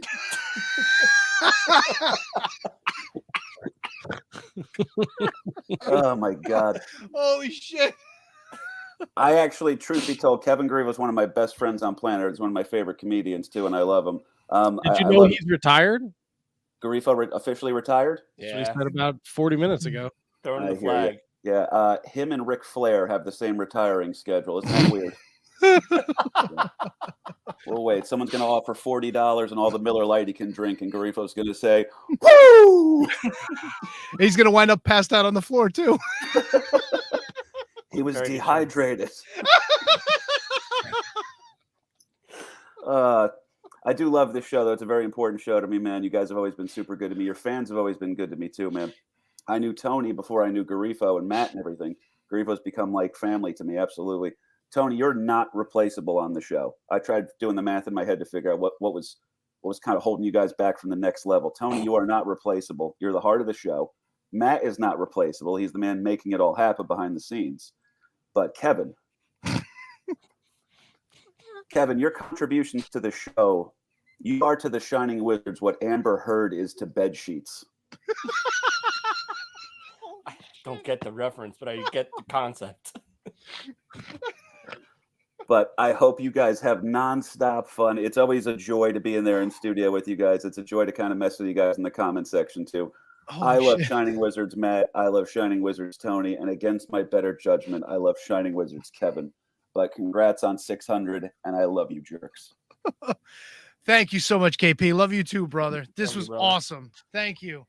You guys are the Talk worst. to you Check soon, out buddy. Escape from Jacksonville for free on YouTube, baby. That's right. Oh yeah, Definitely Check out check his out album. KP He Burke's gave us album. a shout out in his credits on his live show. So that was You are very much thanked in the appreciated. credits of the show. Absolutely, man. But KP's an amazing comedian. Please go check him out. Whew. Absolutely. Gonna do big things. I'll see you Already guys. I'll is, tell you but what. Gonna do more. Let me. Can I do an impression for you guys to leave? Sure. Not Okay, if it's Jim Florentine. No. I mean, I do a pretty good Florentine. So, but 40 or 5. here's my impression. And I'll tell you what. I won't do the impression unless Shining Wizards Matt gives me the permission. No, you're good. Sorry, I was just subscribing to your YouTube channel. Oh, I love you, man. You really are the best. But Matt, with your permission, I'm going to just do an impression to go out on here. And again, I do love the show, and I miss all you guys. I hope we get to hang out in person soon. But here's my impression. This is Garifo when you need him. Ready? Okay. Yep. Hey, Garifo, I need you for a sec.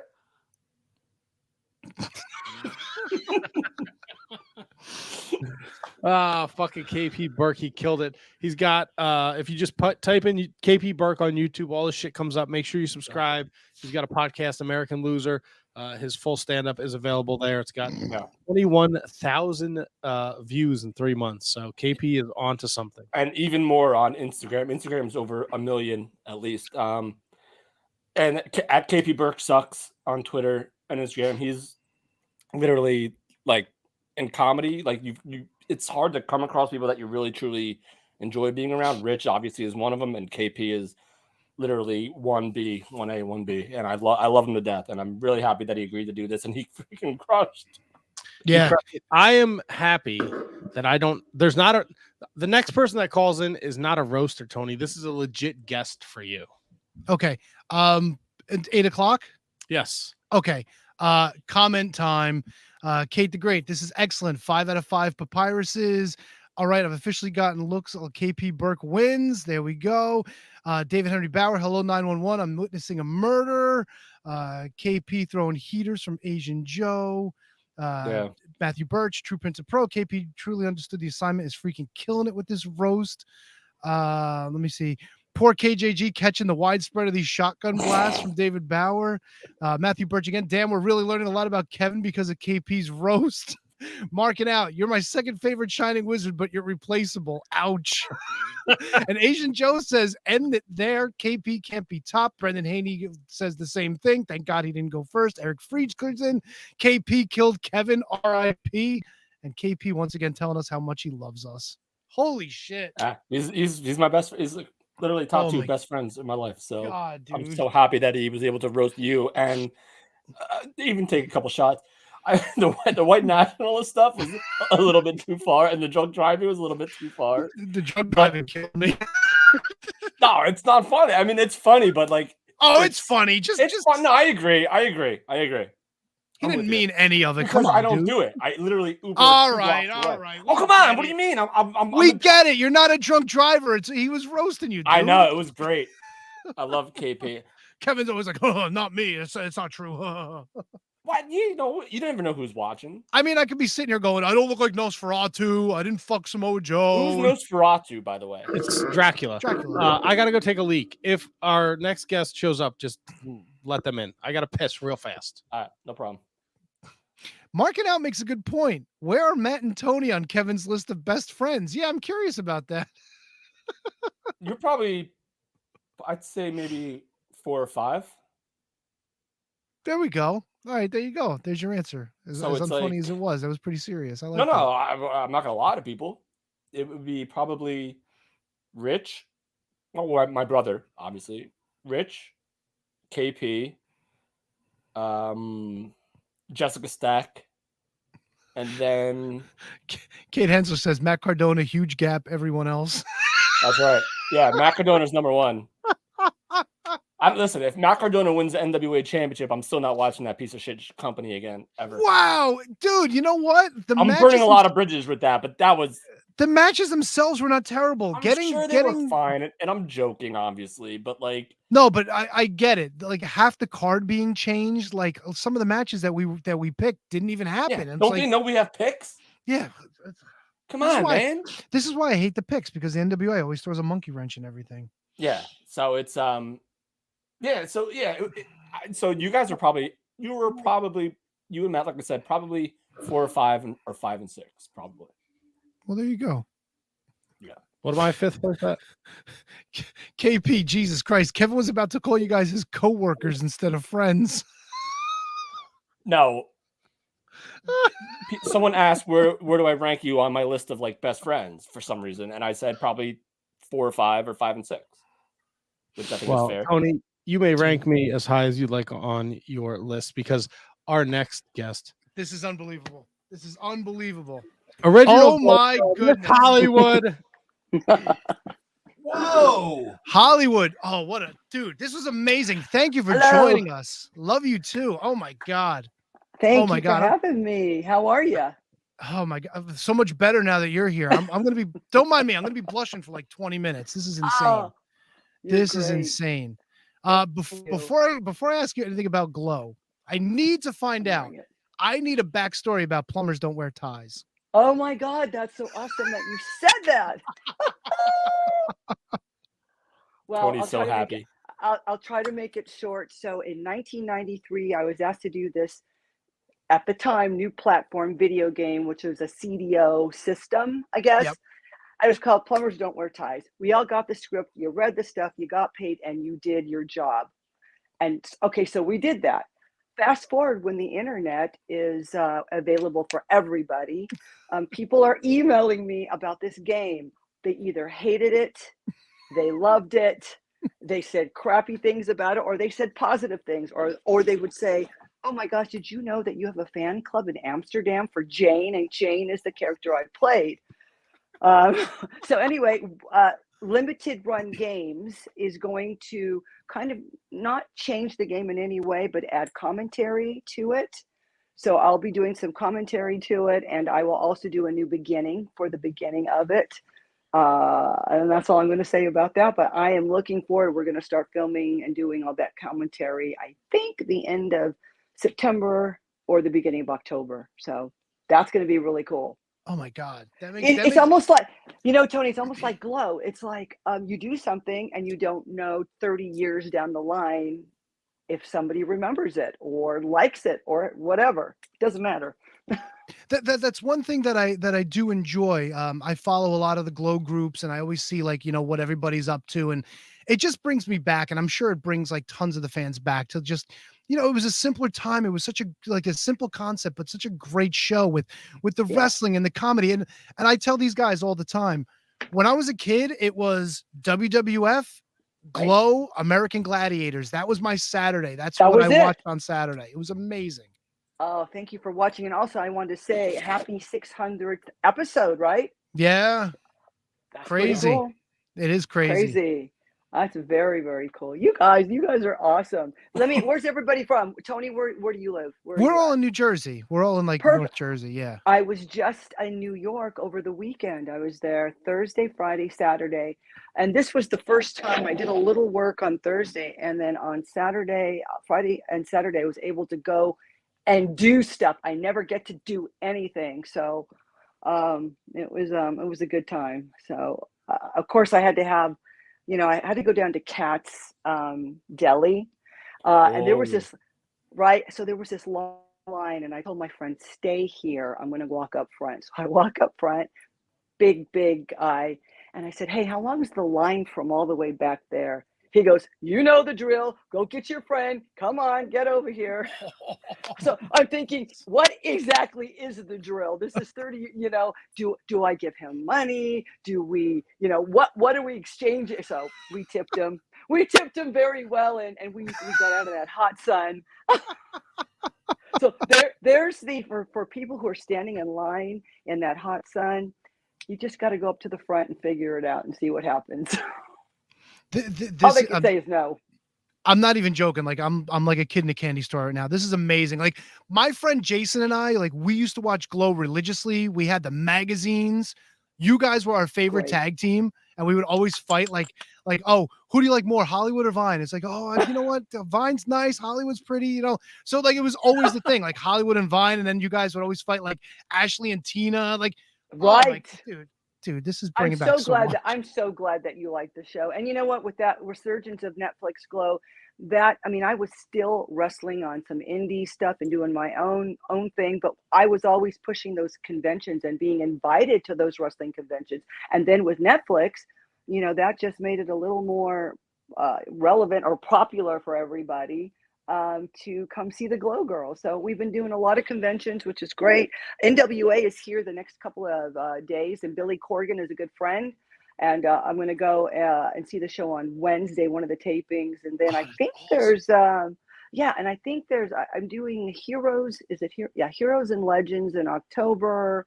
The Wrestling Guy store is a little small store in Huntington Park, California. So that'll be next weekend. So I love it.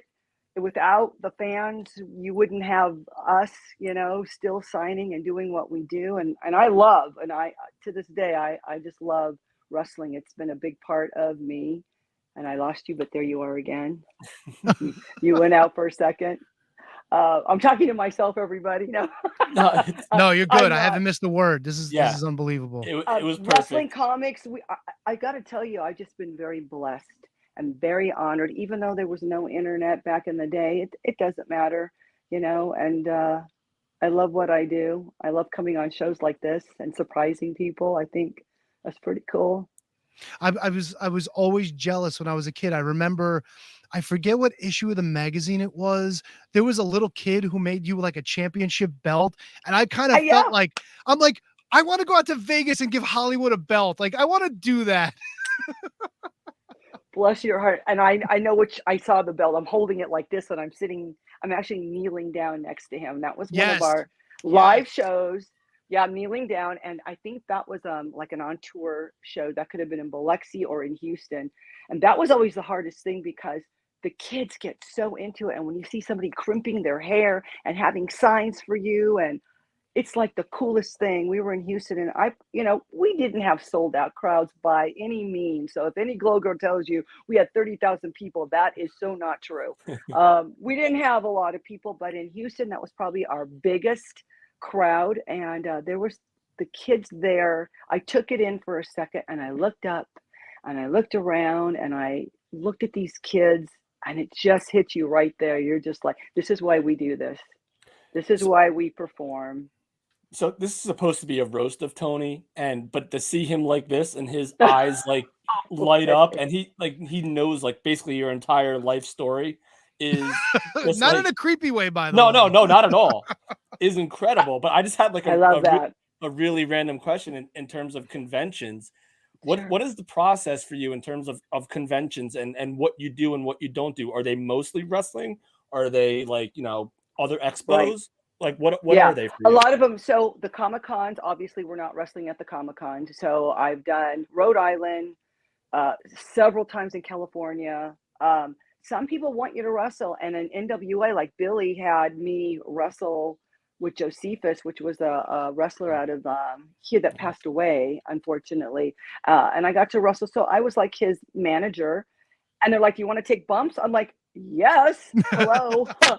Yes. And of course, when someone is 280 pounds, 300 pounds picking you up and throwing, that's like Mountain Fiji again, but you feel so comfortable with a pro wrestler, you're not going to get hurt. I'm still wrestling. I can take those bumps just as, just like Tony. Can you do it? Oh yeah, it's been a long time, but sure, I'll be down to take You remember. Oh, for sure. Yeah, and I'm still doing it. So, to be asked to do those things. So to your question is, some of them are expos, yes. A lot of the East Coast have us. I don't know why. It's just a little bit more popular on the East Coast. There's more wrestling conventions. So when I went to see 360, you remember 360, the movie? Evan Ginsberg had produced that on the East Coast a couple of years ago. I'm trying to think of some of the wrestlers that were there. Not Andrew Anderson. I'm thinking another guy that looks like him. But anyway, when I went to that, I had the choice to do Los Angeles or the East Coast. I picked the East Coast. And I'm so glad that I did, because I met so many promoters and different wrestling people. And yes, some people ask, do you still wrestle? I'm pretty picky because I broke my leg in 3 places wrestling. I still have 7 screws and 2 plates. And you know what? When you break a leg, and not in a good way, break a leg, you kind of don't forget that pain and how it happened and where it was. And so I'm like really picky. Who am I wrestling? And, you know, it just depends. And girls, let me tell you, it's so much different when you get out into a crowd. I know you all know that. You get out into the crowd and things change. All of a sudden, either someone's too nervous and the attitudes come out and you're like, whoa, where's this coming from? So you're thinking in the back of your head, okay, just go with the flow, go with the flow. So I could still do it. You know, I can wrestle with the, you know, good with the bad. Gosh, you know what would have been so cool? Well, I'm thinking of WWE stuff, and I love watching the women's wrestling. I started back up watching it again, which is kind of cool because I wasn't watching it, but to see these ladies today is very, very cool because I think they're beautiful. They're very strong. They give them more than, you know, they give them a little bit more time in the ring. Now in Glow, we had a lot of time in the ring. You know, there was 20-minute matches. And when we would do Glow, Tony, and I have to tell you this, we'd probably get there around 2 p.m. and we'd start filming around 3. We would be there all night. And they would give me a singles match, a tag team, maybe another tag team, and then a battle royal at the end. And so that was 4 matches a night. Wow. And of course, when you're 21 or 22, what do you have to lose? You know? Yeah, you're right. Yeah, of course. Yeah, it's different. It's really different. And there is no fear because you're young. Nothing to fear. You just go out there and do it. Did you expect Glow to be as popular with children as it was with wrestling fans? So here's one thing that, because it wasn't, we didn't know if we were popular or not, Tony. So to see both, I don't know if I just saw everyone cheering us on, young or old. And the coolest thing would be me playing a heel. I think I was in Mississippi, and there's 2 dudes are down at the bottom just booing me, boo! And I look straight at them, and I'm looking at them. I'm like, okay, I'm doing my job. They were the first 2 guys in my line, and I looked at them. I go, you guys want an autograph? I go, I saw you. You guys were booing him. Yeah, I know, but we love you, Hollywood. I don't know. People would give me tapes of their bands. Hi, when you go back to LA, could you like promote our Wait. No, say when they give me cassette tapes of their band. Yes. What? How is that even a thing? Well, they were Hollywood and Vine. That's why. I mean, because fair enough. We were rock and roll, and you know, and I love the whole 80s thing. I'm always an 80s person. I love that music. Growing up in California, you know, I wasn't old enough to see Van Halen, but my God, if I could have went to those backyard parties in the 70s, that would have been so cool. And so favorite, you just mentioned Van Halen. So favorite 80s band, is Van Halen your favorite band of all time? Well, that would be like 70s for the 78, and I love Kiss. I grew up with Led Zeppelin, Black Sabbath, AC/DC, Van Halen, Foghat. Nice. Remember Foghat? Yeah. Just there's a couple of songs. I just love music, and when I was growing up, next door was a guy that had a band. I guess he was their manager. So they were playing in the backyard, rehearsing. And because when you're young, if you're like 8 years old, they're playing covers of the Rolling Stones. But I didn't know. I'm thinking, oh my God, are those the Rolling Stones? But they were playing covers. So I'm thinking that live music, for me, that was right there in my backyard. I could just see, and I knew right then and there, I'm like, I love this vibe. This is so cool. So those were my favorite times and favorite bands. And Boston, I liked Boston as well, and Kansas. I mean, I wasn't a Beach Boys person. I really wasn't an REO, Speedwagon. I like Motley Crue. I went to the US Festival. I was 19. The US Festival in San Bernardino. Oh my God, that was Motley Crue and Ozzy Osbourne, God, the Scorpions. You've lived the coolest life. Van This is Halen. unbelievable. So what a great time to grow up. That's how I look at it. All right, Oh so my- Van Halen, David Lee Roth, Sammy Hagar. Oh gosh, David, of course. Come on, she's gonna say David. Well, of course, I kind of knew that, but I guess. But some people don't. But Yeah. some people like. I like Sammy for what Sammy does for Right. Sammy stuff. And he's Yeah. great, freaking great. He did But the if Crystal you- Pepsi theme song for the commercials. That's right. Remember How old are Crystal- you? How old are you? No, I'm just, 39. How young are you? Exactly. Oh, I love it. Enjoy it. Crystal Enjoy your- Pepsi. I guess. Ah. How to kill an interview 101. Matt, go ahead.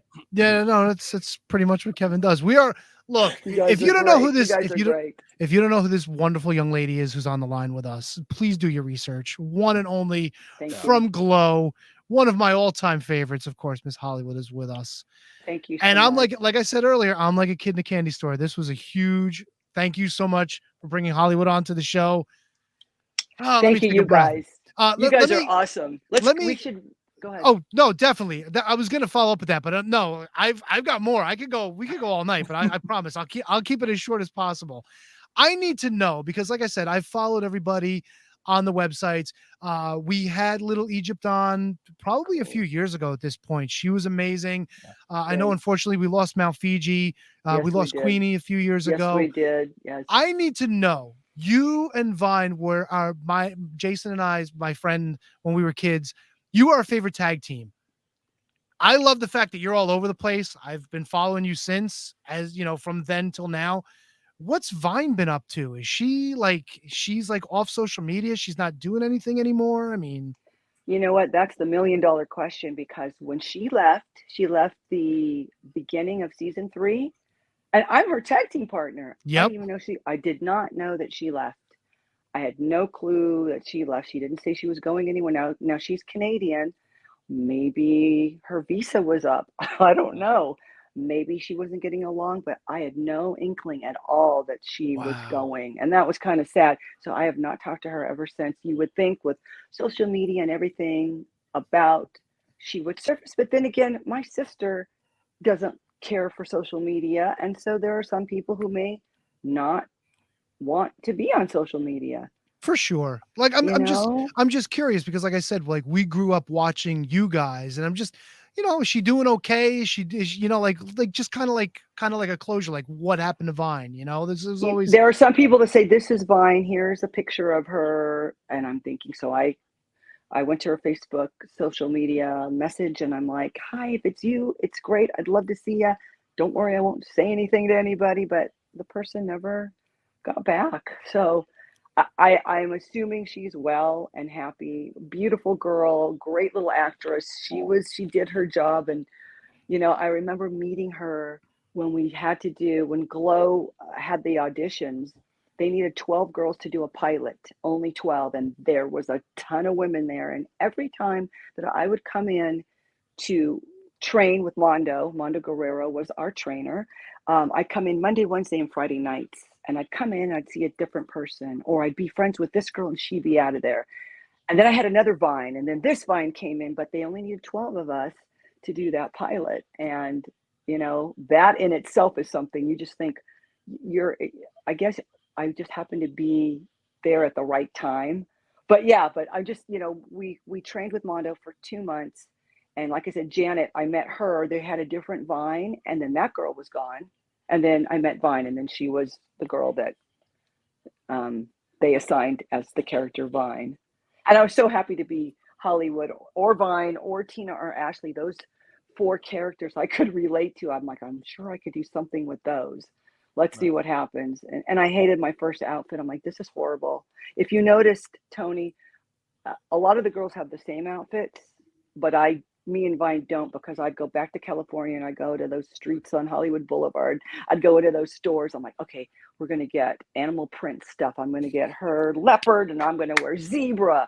And then, oh, let's do what Madonna does, or let's do what the video vixen chicks do in the 80s videos. Let's get these little tight corsets and do this with our hair and wear these metal belts and these things around our necks, you know, chains, handcuffs.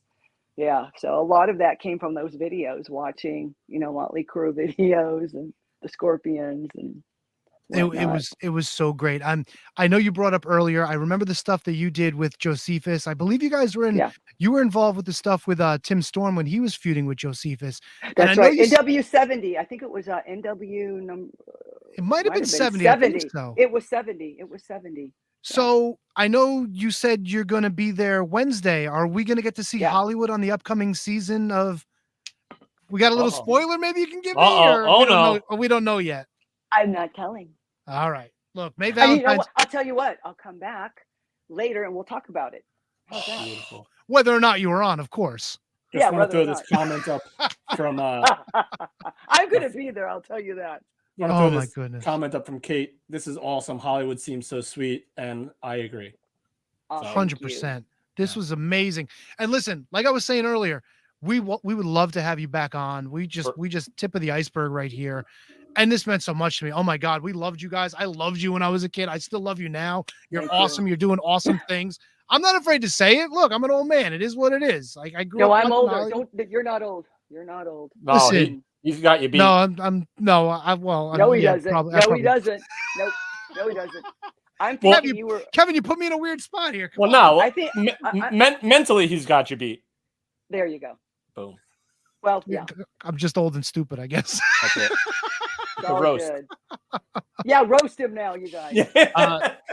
Jeannie has a website, jeanniebasson.com. She's making soap right now, which I think is the coolest thing ever.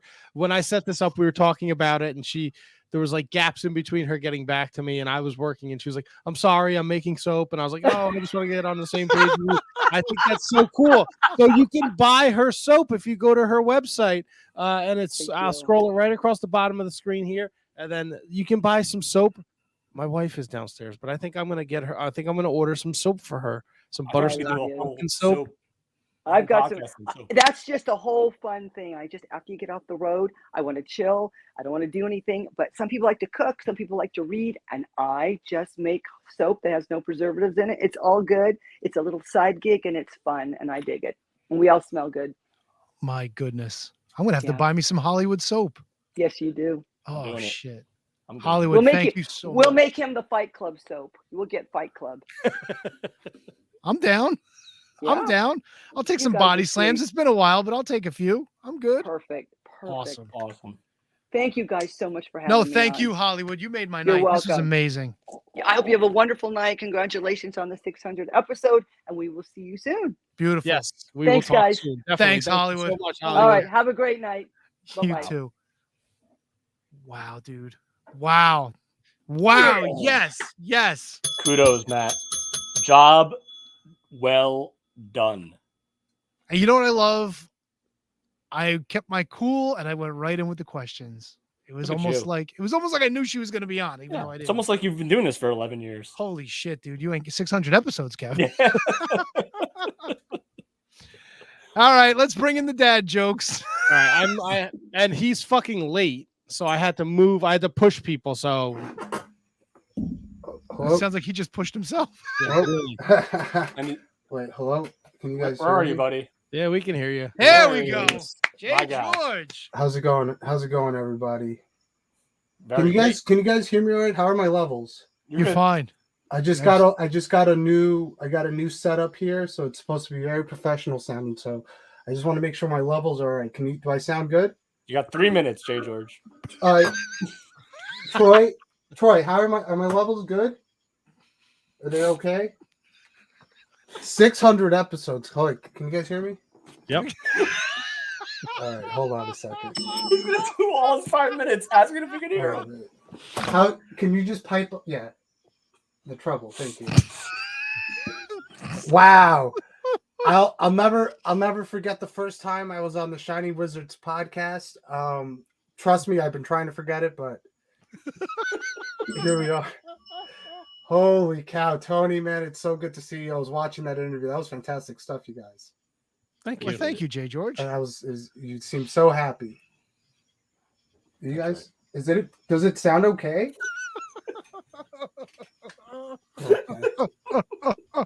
Okay. Holy cow, man. Tony, how you doing, man?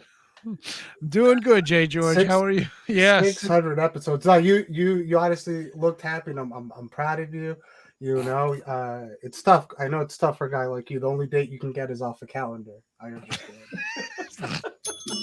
Jesus Christ, Tony. No, I'm kidding. Tony, you're a lost treasure, and God, I wish you would stay lost. Oh man, how's it? 600 episodes. Who did we have to move up? Was it Jimmy Flame? Are we bumping him tonight?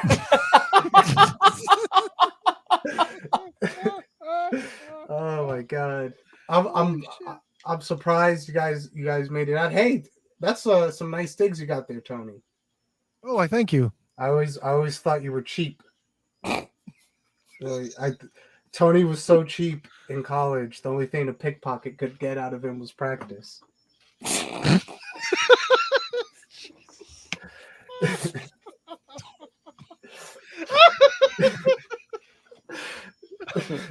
You know, when Tony was born, the doctor smacked him, and the nurse got a few in too. That was a thing. Did the doctors really smack the baby when they were born? Do you guys have children? Did that ever happen to you? It happened to me, I remember.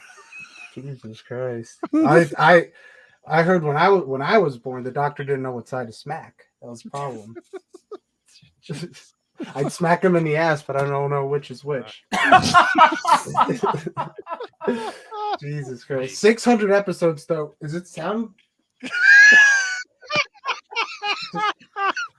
the reason you slap a newborn baby is to startle them and start them crying to make sure they are alive. There you go. Now that's on your Google search. You don't want to see what's on my Google search, bro. This guy, Tony, man. This guy in college, Tony thought he was such a big wheel, but really he's just a flat tire. Kevin just spit up. Kevin. I saw Kevin recently at Live 14. That's right. That's right. Did you have a fun time? Man. After I told Kevin, after not seeing him for so long, all I wanted to say was so long. Piece of shit. Hey, Kevin, you know the scarecrows, they gotta love you, dude, because you're such a stuffed shirt. I don't get that one. Explain that to me. Holy cow! Are you guys doing a special dinner? Remember when did we go to the brewery? What was that, an anniversary? Yeah, 8, right? What was that, the 8-year anniversary? Right? Yes. We had Follow there. Yes. Who else was there? Look at this fucking guy with his face up against the fucking monitor. Well, I'm just trying to make sure the levels on this are good. I spent a lot of money on the setup. Levels are fantastic. Holy cow! I was hoping you guys would do like another event where we could go out and eat, because Jesus, my wife's a terrible cook. It's bad. At our house, we have to pray after we eat, not before. We're the only dog in the neighborhood that begs for Pepto-Bismol. So bad. How much time do I have left? Who's up next? Who wants to know the lineup? Jay George is booking the show. Yeah. A little bit. I didn't know. I thought 7 was a soft time. That's why I came on. Soft. Yeah. At Jay George the movie is on Twitter. He's doing great things. He's doing lots of the wrestles. He's got a LinkedIn, and he's got brand new equipment. So I should have it. My dad wishes I had a LinkedIn. What is this? Oh, a link tree. Sorry. A link tree. I have a link tree. And we're going to plant the seed. And I want to thank you guys. I want to congratulate you guys in 600 years. 600 episodes. Feels that Not long, brother. years. 600 episodes, fantastic. And Matt, I just wanted to say to you, whoever told you to be yourself, they couldn't have given you worse advice. I will let them But know. guys, be careful. Do a little stretching, all right, so you don't break your arm patting yourselves on the back. Likewise, good luck with the new equipment. Thank you. Love you guys. Take care. Love you too, Jay George. Check Thank you your so levels, much, bro. man. Holy shit. Jay George fucking rules. Love Jay George. All right. Oh, brother. The guy who's stealing my job. That was too good.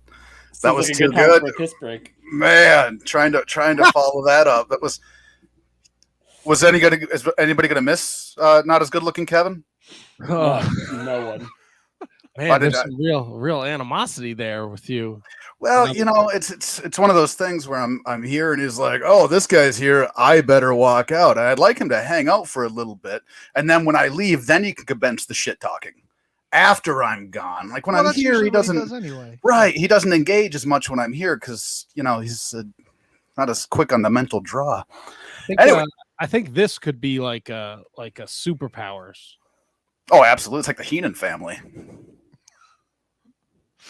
Oh my! I'm sorry. I'm just taking a second reading through all the comments, dude. There's so many gems. I love everybody in the chat room tonight. Play them, Tony.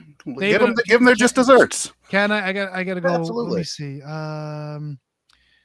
They're all making fun of me watching the NWA. Wait, this is kind of old. Let me see this. Hollywood Sweet. She's awesome. Okay, Kate being a wise ass. I've got 5 minutes of jokes on how old he is. Thank God, indie fans need soap. Eric Freeds, that was fantastic.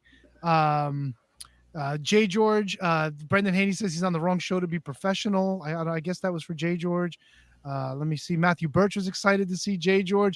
Kate was wondering what was wrong with his audio. She was posting a lot that his levels were off, that he needed to check his levels. Brendan Haney wanted to know if Kevin drove home.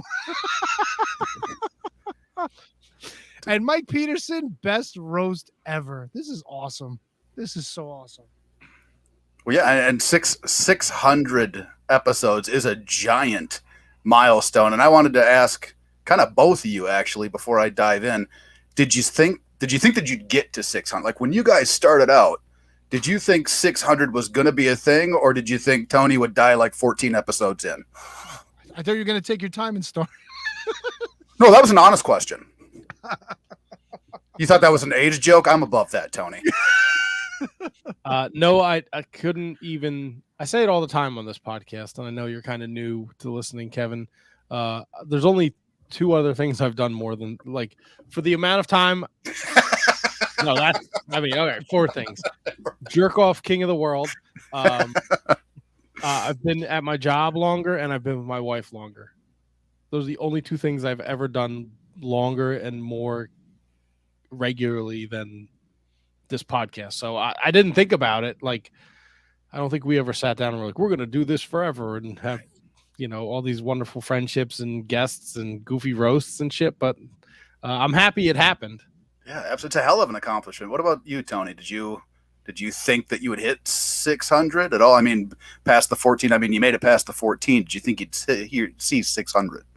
No, I mean, I never thought of the number 600. I just didn't. There was never an end game. There was never a moment where we were like, we're doing this to accomplish this, and once we do that, it's over. That never entered my head. The fact that we've been here so long is kind of weird when you think about it, but it's just Monday. It's like, hey, it's time to get together and do some wrestling talk. That's what it's become. And it's spectacular. I've enjoyed listening to you guys' show for quite a while now, and really enjoy kind of your takes and what you do. And oh, look, Kevin's back. Did we miss him? No, got it. Sweet.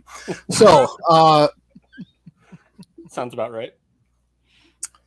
I guess I mean I said it last time I was on, but I just got to reiterate, Matt, you are the quintessential before picture of every male enhancement drug that's ever hit the market. And I was thinking maybe start working towards the after, like maybe get to that point. I started back up on the DDP yoga today. Started back up, which means you quit. So double T. Double T. We might have to start calling you Double X. The Matt works in food. And they say it's not about me. Hey, listen, now I'm calling you a hand job. It's my time. Oh man. In food, I worked in food a long time too, and they say that you have a saying in kitchens. They say never, ever trust a skinny kitchen hand.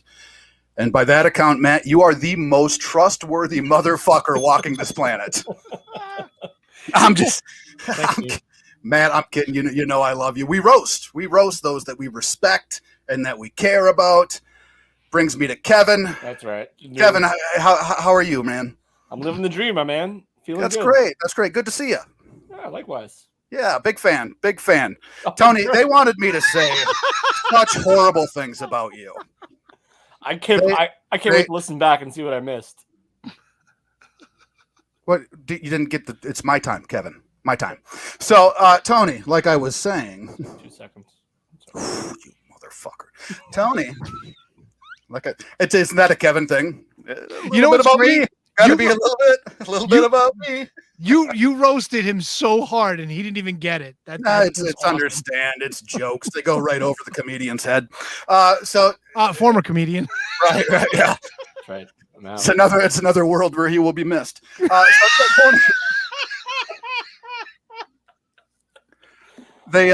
They wanted me to say a lot of bad things about you, but you know this. I have nothing but respect for you. I have nothing but love for you. I enjoy your takes. I think you're a man of class and a man of integrity and a man of flatulence, really. But could you just one time, would you say excuse me after you drop ass on your microphone? Just one fucking time. Could I hear just a oops, sorry, excuse me? Because it never goes there. It's like a bad Family Guy skit. Yeah. Great call. Tony, people out there say that your wrestling takes are antiquated. That means out of date, Matt. I don't think that they're antiquated at all. Again, antiquated just means old, Matt. I agree. I think that this Nature Boy Buddy Rogers is ruining the business as well. Holy shit. I love that you understand that in wrestling, people can like what they want to like. People can enjoy what they want to enjoy. It's all a matter of personal choice. I also really love that you're a walking billboard for pro-choice. Jesus, dude. Yeah, great. I'll allow it. I appreciate your sense of humor. I think it's wonderful. I love your sense of humor, and I know you love it. The last sense you still have intact. Well, come on. You know your smell's gone. You're in there popping off all night. People have been giving you hell about the bedroom and how long you can last. And I think we both know that might have been true 35, 45 years ago. Today, you're just happy if it fucking moves. If you can get it to wiggle just a little bit, that'd make your day. If you get it to rise, you'll fucking pass out. But just a little wiggle, right? That's all you need. It's the little things in life that make you happy, like your dick. So,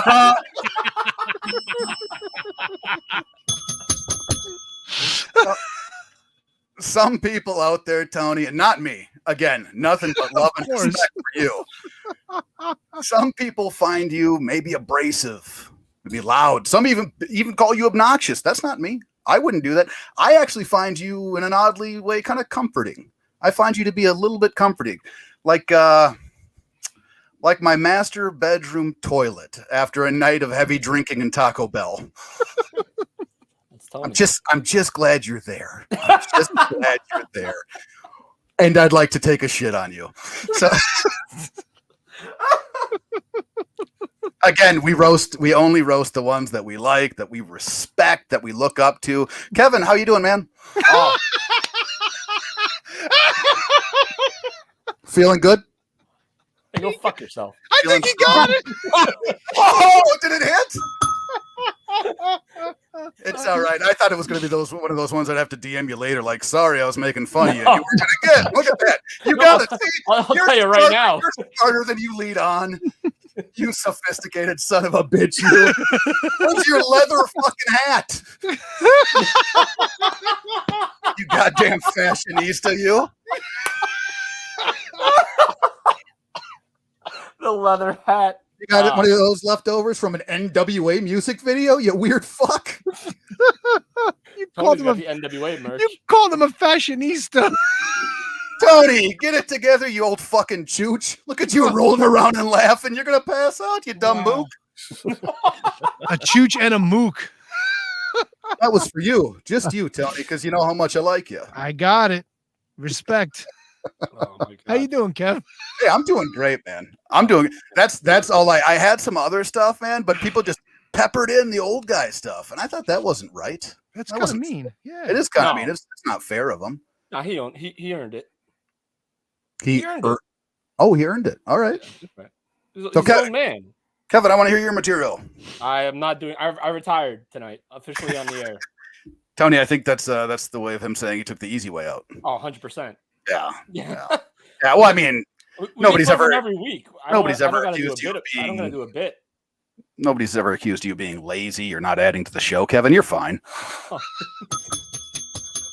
A truer statement has never been said. I show up, post on Instagram 2 times a week. And Well, no, don't. That's not all you do. You also do. You know what it's like. It's like, you know what it's like. What's that? Go for Yeah, it. it's kind of like, you know what it's like. You do a lot of that. What's that? No, I didn't. I honestly didn't hear it. See, it'll catch up with them later. You have to catch the replay. How's the '92 Rumble? Oh, incredible! You know who wins that? Ric Flair. Oh wow, what's that like? Oh, it's incredible. Sorry, got myself on that one. What's that like? Yeah, you but- insulting my question asking ability. Yeah, but JJ, that wasn't Ric Flair's first world title win because he won his first one at WrestleMania. Right, WrestleMania 8. I watched it yesterday. Oh yeah, big time win for Ric Flair at WrestleMania 8. And I do got to say, Tony, after watching WrestleMania 8, Heartbreak versus El Matador, you're right. Tito Santana probably could have had a world title reign Thank you. in today's NWA. Yeah, how would that title win have been? Wow. All right, you can pick on me all you want, but Tito, that's over the line, man. Hey, that's just for fun. I respect Tito. Nothing but love for Tito. We had a guest earlier. He said, "Quit grabbing his fucking tail." That mother, you know what happened? All right, well, I'll actually tell you a Did story. you slip and fall on it? That's how you got Nah, I went to go grab him. He was getting back in the ring because he was working my best friend in the entire world, the massive monumental giant Stonehenge. And I went to grab his tail so he didn't get in the ring, and I might have grabbed a little too high up on the tail, right? So I might have goozled him a little bit. I don't know. I might have gave him some weird Animal Kingdom pleasure. I'm not sure. He calls me the sick freak. He's running around there letting guys lock his tail up. I don't know. Something about those nerve endings. There is something about those nerve endings. He is great though. I love big old. Hey, look at that. That's a big old possum, baby. Look at that. Wow, that's a nice shirt. It's a great shirt. I'm a fan. I'm a new fan of this guy. I have been screaming about how amazing a talent he is since his debut, which I worked that same show, and the guy is nothing but incredible. Yeah, I heard you 2 weeks ago when you fucking blew the fucking surprise on the show, dipshit. You didn't tell me it was a fucking surprise, did you? I just happened to tune into the show and I heard you drop that knowledge, and I was like, "What the fuck is a possum?" And Mr. I book all the guests comes to me and is like, "Hey, do you know Possum? Do you think Possum would come on the show? Who's the fucking hand job now?" You are. Hold on, I got another. I'm gonna bring in an oldie but a goodie here. Hey! Oh, Happy baby. 60th birthday, Tony! Why does everyone think it's his birthday? Hey, look, It's not another Tony's guy. birthday? What are we here for? Another guy who quit the Mark Orders show. That's 2 tonight. You're a motherfucker. Tony Spire. I didn't quit. Kevin Rogue, my Can You Beat That champion. How are you? Hey, I'm doing great. I'm doing great, man. And thank you for the acknowledgement. Truly the superior Kevin of the Shining Wizards Network. The whole network. Jesus Christ. Accurate. Yeah, but you're not setting the level very high, buddy. No, you weren't. No. That's why I'm here. It's really miserable that I had a pants shitting joke about Matt, but Tony ruined that too. I can't even joke about that anymore with him. Wait, what? pants shitting joke. Oh, pants shitting. I thought you said pan shitting. Oh, how's everybody doing? Show's been good. Matt, thanks a lot for putting me on after fucking Hollywood and Jay George and fucking Kevin Rowe. I don't know how I'm going to beat that pro-choice joke. I fucking fell out of my chair. Is your hair long, dude? Do you have like in a ponytail going on right now? Sure do. Oh, you crazy son of a bitch. I'm pretty nuts, Yes, man. wacky man with long hair. Fucking crazy. Never Get seen nuts him with over it here.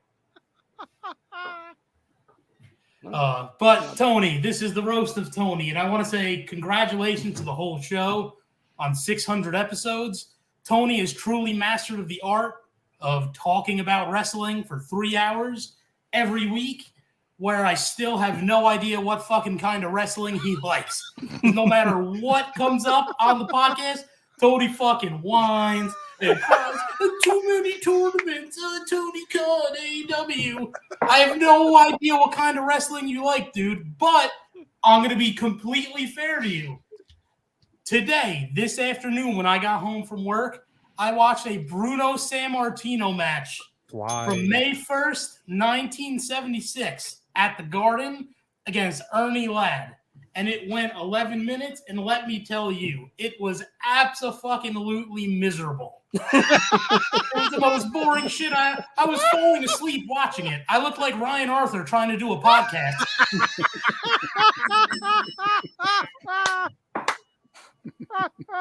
Oh, man. He doesn't do Tony, he doesn't do anything. You don't like the flippy shit, but he literally just fucking sits. Owen Hart did more at Over the Edge 99 than he did in this match. It's like watching a fucking corpse in the ring. Holy shit, we had a Benoit joke and an Owen Hart joke. I love it. And you were worried about following Hollywood. Speaking of corpses, the last time anyone corpsed as hard as Owen Hart, Kevin was interviewing Kelly Klein on the show.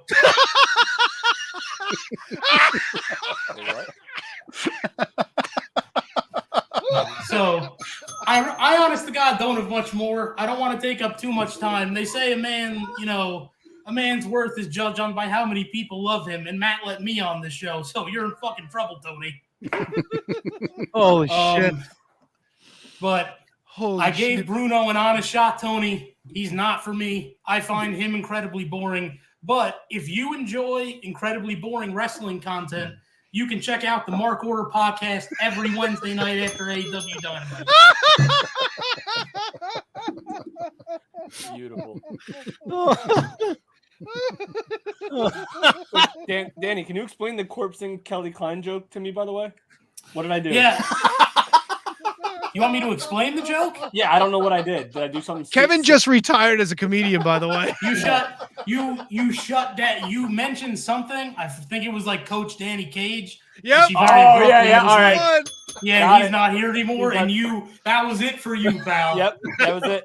That's a more deep cut from the show, but that's a very deep cut. But I appreciate you reminding me. No, in all seriousness, thank you guys for 600 episodes of fun. You give me endless free content. All the special shit is great. That's it. I don't have anything else for you. I'm gonna go smoke some weed. Awesome. Thank you, Danny. That was awesome. Follow Danny at Not Danny Russ on the Twitter machine. Danny, thank you so much. Holy shit. Thanks, guys. That was great, Danny. Thank you. See ya. I like it. Came in with the heavy hits and bam, he's out. Yeah. Oh, love it. Speaking of loving things. Oh boy. Tony rousti ilta. Matt left. Miko, Matt left. Matt's gone. Matt ain't going anywhere. Stay in this stream. How dare you? Matt, hey. Oh, I was just giving him a bigger picture. Melkä pyyhkäsi sitä rousti ilta Tonille. Mikäs? Toni. Oh, wait. I don't want this. Can I get him in there? There we go. Sanat ei pysty kuvailemaan, kuinka paljon mä arvostan sinua, Toni, jotta me tein tämmöisen taideteoksen. Toni, tässä on sinä ja sankarisi. Antoni Halme.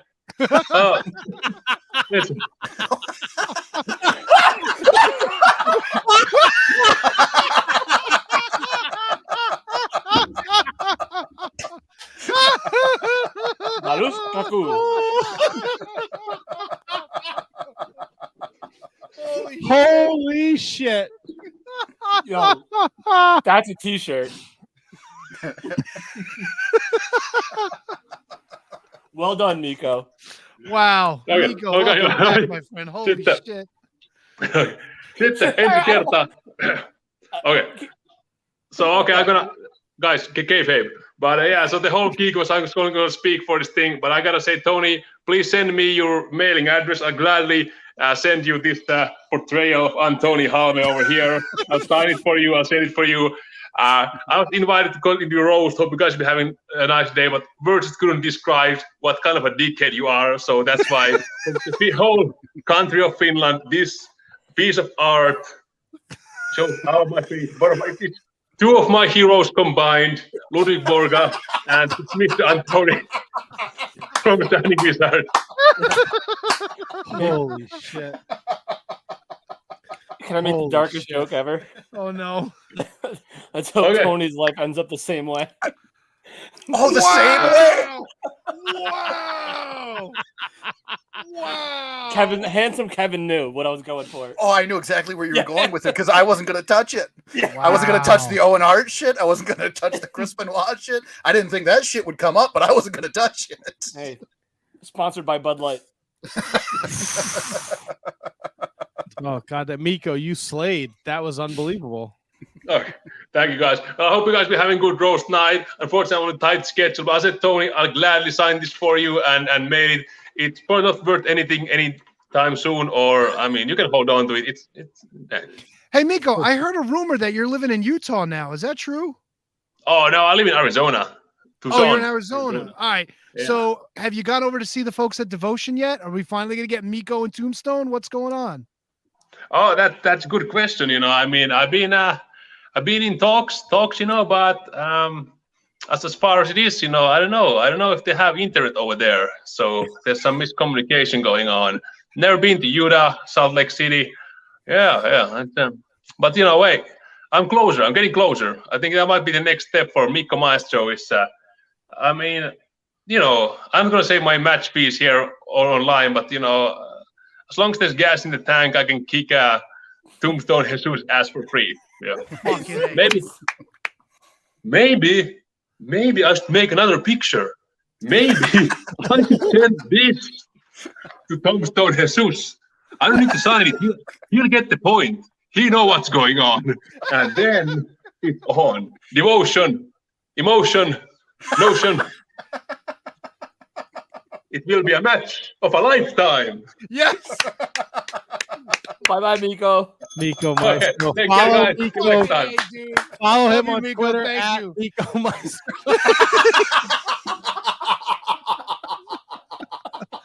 God damn, he fucking slayed that. Miko's the Did you see best. that motherfucker's socks? Did you see the camera when it went over his socks? No, I missed that. What the fuck? Is it Christmas in Arizona? What the fuck is going on? Holy shit. Holy moly. Oh my god. Damn. All right. Tony. He was not scheduled to be on the show, and he sent me a message at like in the middle of the Hollywood interview. And Tony, you should be getting a Facebook friend request from One Hollywood. Oh, baby. Well, Dude, I followed her. He crushed. That was dude. Kudos to Miko, baby. He brought it. Fuck yeah, he did. Dude, you got to have him sign that and send that to you. I'm sorry. I took a screen cap of it. I'm trying to edit it now so I could post it up. he sent it to me in the Twitter DMs. Oh, did he? Yeah. That's like that. I wish we had that before the show, just so we could like use that as a promotional vehicle. I'm gonna use it to promote the episode after. Okay, beautiful. Don't you fucking worry. Holy shit. I got one more guest at 9:00. Oh, we're going in, Tony. It's not a roaster. Okay. Get another Corona. But there is you'll see. When he joins us, you'll see. Oh, it's a he. Sorry. Oh, excuse me. They can all be hot chicks, Tony, all right? I'm sorry. I love how you presented that to Tony and Matt. Like you got your wife a really nice gift, but you're not going to show her yet. Like you'll see, it's so good. You can't wait to. I can't show you yet. I can't wait. And then they'll be really disappointed, probably. It's going to be downtown PD Brown. No. I agree that Matt doesn't disappoint. I was hoping Tony would get a little more involved with my man Possum. I know it's really tiny, but this is all I can work with. How many times have you said that before in your life? Oh, well, it is my roast. Holy shit! Unbelievable. What I gotta know, Tony. Why not like? This is supposed to be a punishment for us, right? But this is like a lot of fun. Why wouldn't you have people roast me and Kevin as a punishment? Yeah, that's a great call. Because then I have to do the legwork to put it together. See what I'm saying? And besides, look at how much fun you guys are having putting this together for me. Look at the awesome lineup of guests we've had. That's not the point. Aside That's from not the the point. two That's not the Ryans. point that he's making. There was nothing fun about putting this together. Therein lies your punishment, Kevin. Handsome Kevin? Do they not understand what the end game was here? I mean, well, I think that they're really overlooking the fact that a roast, like who you are roasting, is the guest of honor. Like that's the person that has the prestige amongst the group. So if you were to hold a roast for Matt or, I mean, really Kevin wouldn't fit at all. So like, it makes sense to roast you, Tony. Yeah, but Kevin, he True Prince of Pro chimes in, and I have to play this. Kevin Rogue is the freaking best. Yes, he is. Thanks, yes, MB. Yes, he is. But Kevin, he decided to roast himself. It's still a roast, and he's still the guest of honor. No, I'm not roasting myself. But you picked this punishment for yourself, so it was a very egotistical move. David Henry Bauer, I'm crying. This episode is incredible. Mike Peterson, that's going to be my Discord picture. The picture of Tony Halme. Tony Halme. Imagine that R&B band. Tony Halme. It feels good. Yeah.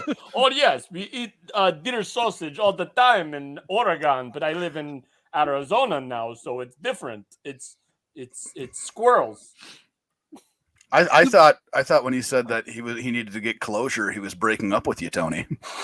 And I'll tell you this much, handsome Kevin.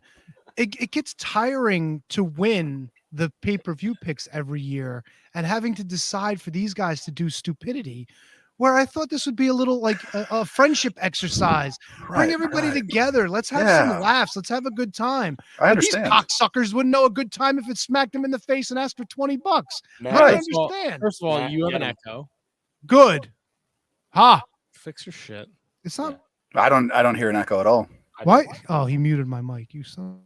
I hear it. There. Now unmute me. There we go. Is that better? No. Why am I echoing now? What did you do, Kevin? Me. What do I do? I can't. This happened when you were not here, and you sent me that stupid video, and I had to open a bunch of things. Yeah, I'm not hearing any echo. Everybody's sounding solid to me. How's that? Still solid. Still there. Son of a bitch. No, it's there. Leave and come back. It's not as bad as it was like 5 seconds ago, but it's still there. There it is. All right, so this is the big. This is the finish. Tony's gone. I'm still here. Russ, I was going to say moment of silence or no? Yeah, okay, no. That was the end off. We killed off Tony. Are we good? Yeah. No. Yeah, you're good. No. Yeah, maybe. I guess. Whatever. How many years have you beaten everybody in picks, Tony? I mean, what's the? Do you have a running tally? Considering I'm up 7 picks in the end of August, it's probably going to be 3 years in a row. Wow. Come January. We have 2 pay-per-views this weekend. Yeah, and we had 2 pay-per-views this past weekend, and look how much we went. Isn't Clash at the Castle and no, you have an echo. Yeah. Kevin does. Right. What? Who's got the echo? Me? Maybe it's Matt. It's his equipment. Isn't Clash at the Castle and both Out this weekend? Both of them this weekend, yeah. Yeah. So that's 2 pay-per-views, and then we have. And we had 2 pay-per-views this past weekend. Yeah, but they stunk. They only stunk because you fucking. I didn't watch them, but. He ate his ass in picks. I'm like, I didn't eat my ass in picks. I went Yeah. 8-4 in the second night, baby. Yeah, the first night you went 5-4. Yeah, well, NWA is stupid. But NWA is stupid. Oddly compelling argument, Kevin. Can we hear more? Oh, listen, Kevin, 600 episodes of the good stuff. I Handsome make Kevin. sense. Everything I say is flawless. And listen, you know what the worst part is? Kevin, per usual, did nothing for this roast anyway, and he's the comedian. Well, he was the comedian until No, he I didn't- decided to retire during my roast. I booked 2 guests. Right, man? Yes. I said for a while there, I thought he also retired from understanding comedy because a lot of those were right over Listen, his I head. had a great run, baby. I had a great run. Made some good money in the early 2000s. Got terrible after that. It would be really funny if Kevin's 2 guests were the 2 Ryans, but I know that's not the case. I'll tell you who they were. You can guess who they were. Well, yeah. Oh, baby. My God. Oh, I can't get this guy out of my life. What's going on here? What's up, guys? Matt's not going to introduce our final guest for the evening, so I guess I'll do the honors. Ladies and gentlemen, long knowing, dear, near, loving personal friend of mine, the one and only Crowbar. God, I I'm can't so psyched I made it. This is awesome. I can't believe they talked you into this, man. How are you? I was iffy. I had to finish up work and stuff, and I got home and I saw the Facebook feed going on. I said, let me try to get on this thing. So I'm doing awesome, and congratulations. Love the Wizards, the Jackwagons. You guys are wonderful. So what's going on? What I miss? Well, congratulations, first of all, you and Percival Payne, the new ISPW tag champs.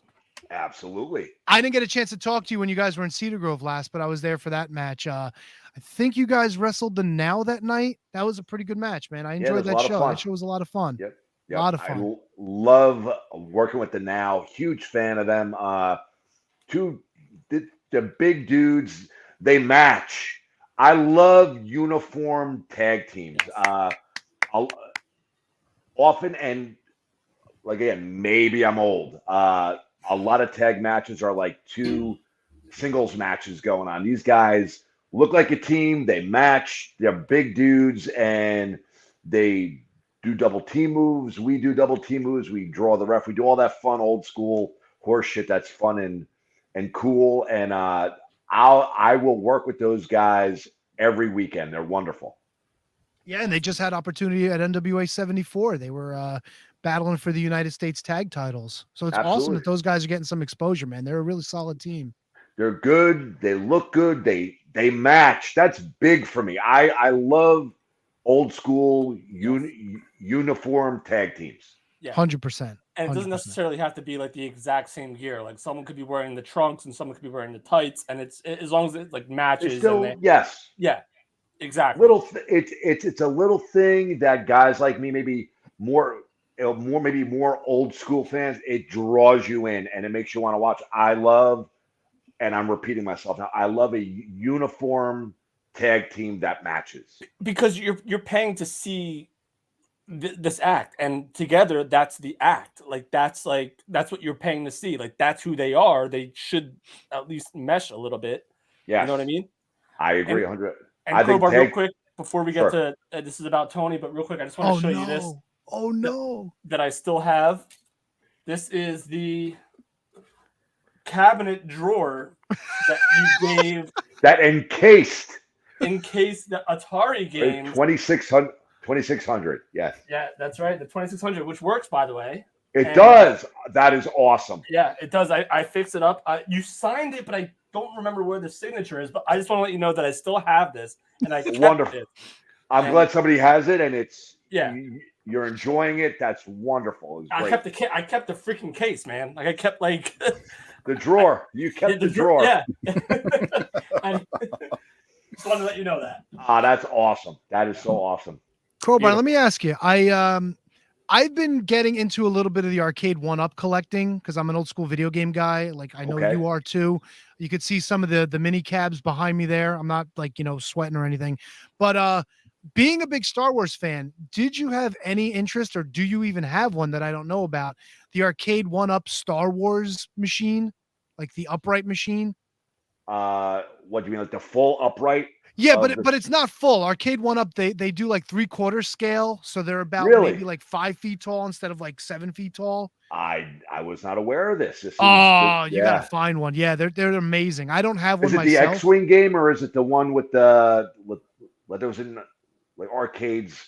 Yeah, it's the recently, original like- one, the Star Wars the arcade with like the yoke with the buttons on the front and the back with Oh, the 4 that's triggers wonderful. and stuff. That's Yeah, it's amazing. awesome. I love that game. Love that game. Yes. I've yet to add that to the collection, but I didn't know if you knew that was out there. And being the big Star Wars fan you are, that would Absolutely. be awesome in the Star Wars dungeon. I got the Yep. Death Star right there. There That's it is. so awesome. That's so awesome. You still have the Han Solo and Carbonite, or? Oh, look at this. There it is. Wow. God. There he is. I gotta just. And then there's hold on, who else we got here? There's Vader, if you can see him. Yes. Yeah. Holy shit. Wow. Look at this. You put yourself out there on social media, Crowbar, at WCW Crowbar. You tweeted today, you've seen Star Wars many times, but you've never seen The Godfather. People act so shocked. I just never was interested in seeing it. I don't know why. I just haven't. And people, I had a patient today, and they were talking about The Godfather, and they go, "Do you remember that scene when blah blah blah?" I go, "I've never seen The Godfather," and they were like mortified that I've never seen The Godfather. Like mortified, like I should be tarred and feathered and Yeah. whatever, you know. I feel like there's that one movie for everybody where like if you don't see it, that someone's gonna react like terrible Yes. because they're asking the question to get that reaction out of themselves. Well, like when I ask people, "Have you seen Star Wars?" and they say no, and I'm like, "Who is this person?" Unbelievable.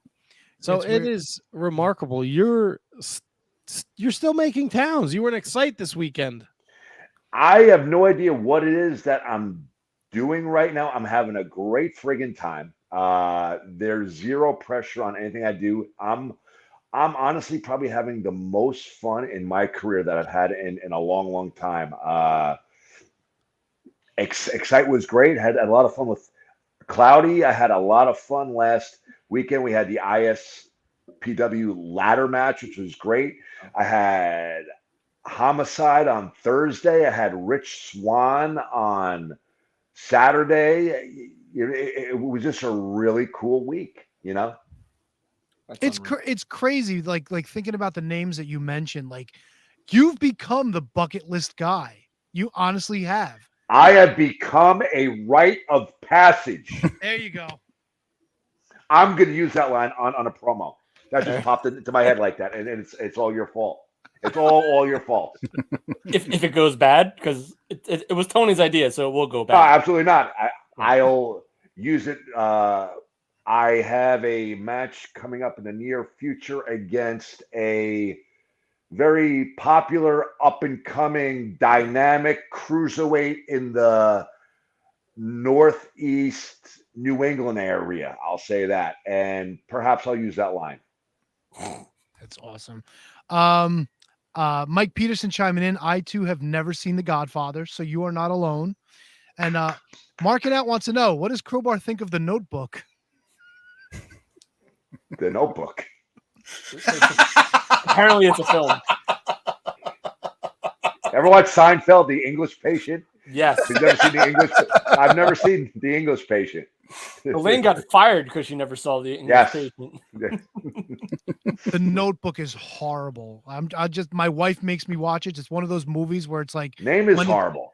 When it's on, she has to watch it, and it's a depressing fucking movie, dude. Oh my god, it's depressing. You know what's the fucking best on? And when in doubt, Weekend at Bernie's. Yeah, can never go wrong with that. And I'll way off topic here, but I know you guys will appreciate this.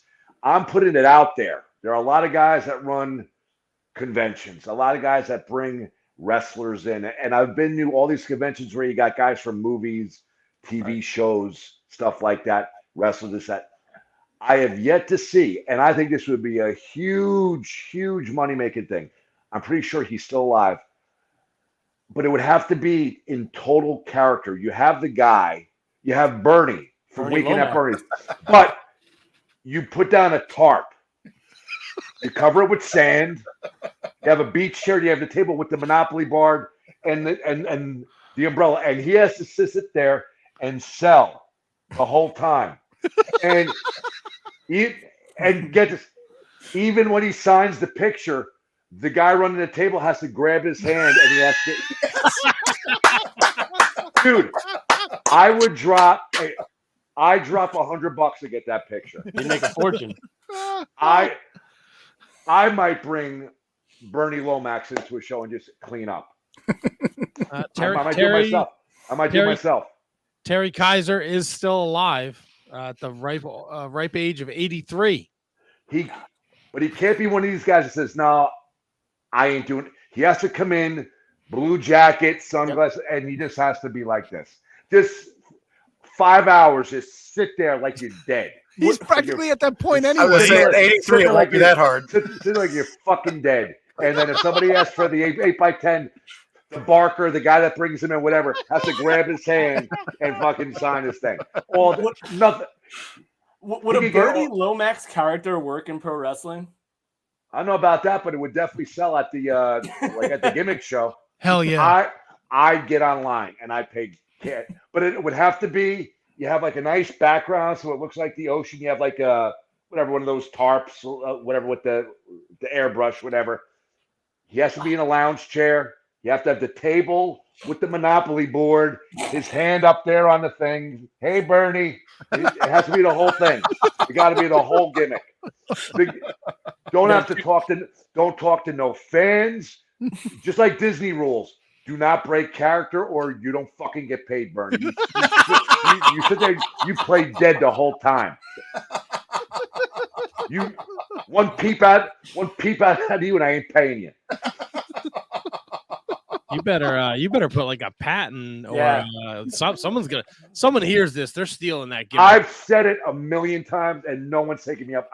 I've gone to shows and sat with guys that have done like TV and like movie people and they haven't done it yet. So we should do it. Let's go partners. Yes. Bernie Lomax. The Jack Wagons and Crowbar present Bernie. That's what our letterhead says. Oh, hi, Bernie. So nice to meet you, Bernie. Don't fucking say a word. Don't ruin it.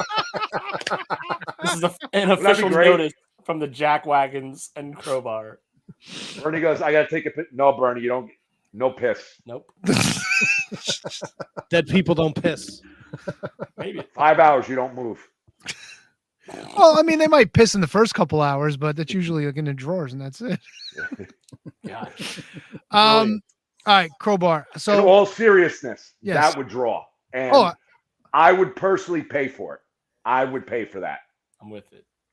I gotta ask you. I know Tommy Fierro's doing great things with ISPW, but a name came up recently which kind of surprised me, and I'm assuming you may have had something to do with it, but an old friend of yours that we used to call Ace Darling is making his return. He is. I am not aware of this. Please tell. Yeah, apparently. I just spoke to Ace like about 4 hours ago, and he didn't mention nothing. Really? Is he wrestling? There's no way Tommy convinced him to wrestle. He's coming in as a commissioner for, maybe he's gonna be like the overseer of the King of Wrestling tournament. I don't know. Tournament. Yeah, so look, the door's open and he walked in. I'm thinking we're gonna see the Extreme maybe sooner or later. Or maybe the Extreme Colossus. I don't know, man. Never say never. Nah, I'll say never on this. Yeah. No, Tony. You have a better shot of me teaming up with Bernie Lomax than Ace Darling. Ace Darling is not going to put on tights for anybody. What if he does the Ken Shamrock Crowbar look in the jeans? Ooh. What? What if he does it? I don't get where we're going here. What are we? Yeah, he's not putting on tights.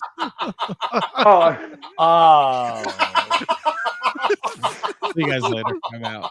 No, I'm getting back in. Screw this. You ain't leaving. Get back in here. Take your lumps.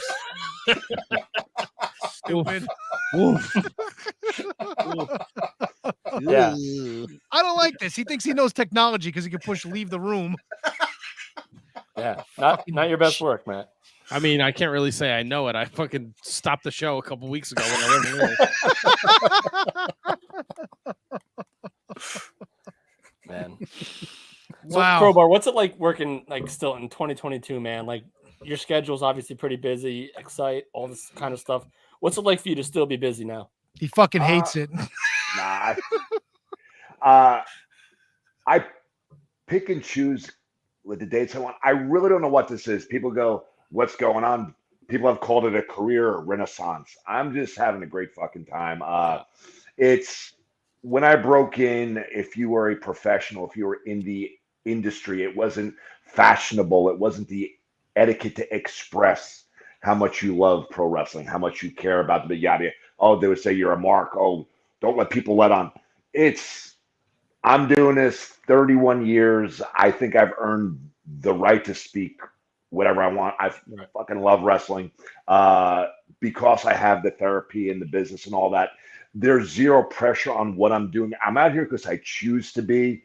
I generally enjoy doing it. I enjoy testing myself. Like last week, I had Rich Swann, and I'm very familiar with Rich Swann. I love watching him as a fan, but when you know you're going to work somebody, you study the videos, and it wasn't just. I have a certain move set that I do. I think it's very athletic still. I think I do a lot of cool stuff. It's stuff that's in my wheelhouse. I know that I could do 100%. I know that I can hit safely. But the other part of it is, can I hang and do all the stuff that Rich Swann wanted to do all his signature move sets and be there for the timing to base these moves? And the answer was yes. I love challenging myself to be able to work with these younger lions and these great workers, these incredibly gifted athletic performers, and still hang. And that's entertaining for me. I hope it's entertaining for the fans that see it. And I just don't know where it goes, but it's I'm having one hell of a time doing it, whatever it is. Any plans on what are the plans for the future? You still plan on keeping going, or any plans to stop, or what? When it stops being fun, I will stop doing it. People ask, will you ever be a coach, an agent? Would you want to be a manager? And absolutely zero interest in that whatsoever. If I see somebody in the locker room and they ask me advice, sure. I enjoy physically wrestling. I enjoy challenging myself to be able to hang with these guys. I enjoy going out there and trying to top myself and have people say, holy shit, this guy's been around for 31 years and he's still doing that. I enjoy that. I enjoy doing it safely. I enjoy pulling off a great match and coming back and having me and my opponent unscathed and say, holy shit, we worked hard, we killed it, and neither one of us is hurt. It's great. That being said, I did the Flair show a few weekends ago, which was awesome. Getting up at 4 a.m. to get on a 6 a.m. flight sucks. All that traveling and back and forth sucks. To wrestle, if I have to do that to get physically in the ring to perform and have a great time and do something that I love, that's awesome. But if it's to coach or advise or agent, I have no interest in that. I can stay home. I enjoy doing physical therapy and then being home at night with my family. I could mentor one of my 3 therapists and I could coach them on how to be a better therapist. I'm a therapist for 25 years. So a lot of people ask, is that the next step? I don't want to manage. I don't want to coach or agent. I'm a bad spectator. When I played high school football, I was hurt twice and I had to stand on the sidelines and watch. And I loved my team. I loved my friends that played. It was brutal. I can't watch. I'm a terrible spectator. So when my body can't physically go, or when it can't go at a level that I think is great, that I could be proud of, that I could go out there and say, fuck yeah, we killed it. That was fun. Those people loved it. And I'm still proving that I could go, I'm done. I have no desire so that's not the, when I'm done doing what I'm doing now, that's it. I'm done. Fair enough. Awesome. No interest whatsoever in that next step, and always willing to advise in a locker room or something if somebody asks me something, but I'm not leaving my house to do that. I have zero interest in it whatsoever. It's not fun. Makes sense. Who's left on your list? Like, who do you want to work with? One I was actually discussing this. One that I have not yet. Coming up, when I came up, you had the bucket list of 1, 2, 3 Kid, worked him. Jerry Lynn, worked him. Sabu, worked him. One that I haven't had it is Rob Van Dam. Would love to go with Rob Van Dam. I know we could do something really, really, or really, really cool. Don't know if that'll ever happen. That would be great.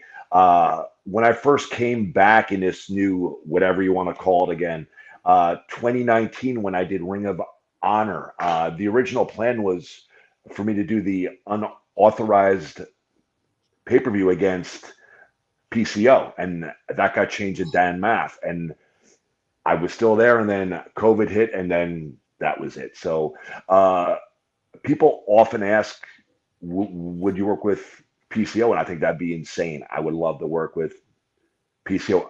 I think there's a great match there.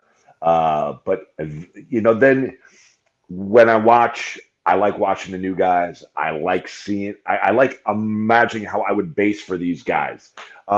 But I also like watching the older guys, and I imagine what it would be like to work with them and have 2 old guys showing them how it's done. I'd love to work a Jericho, a Dustin, a Christian, Matt Hardy, guys like that. And you have guys with experience and showing young guys how it's done, because we could still go.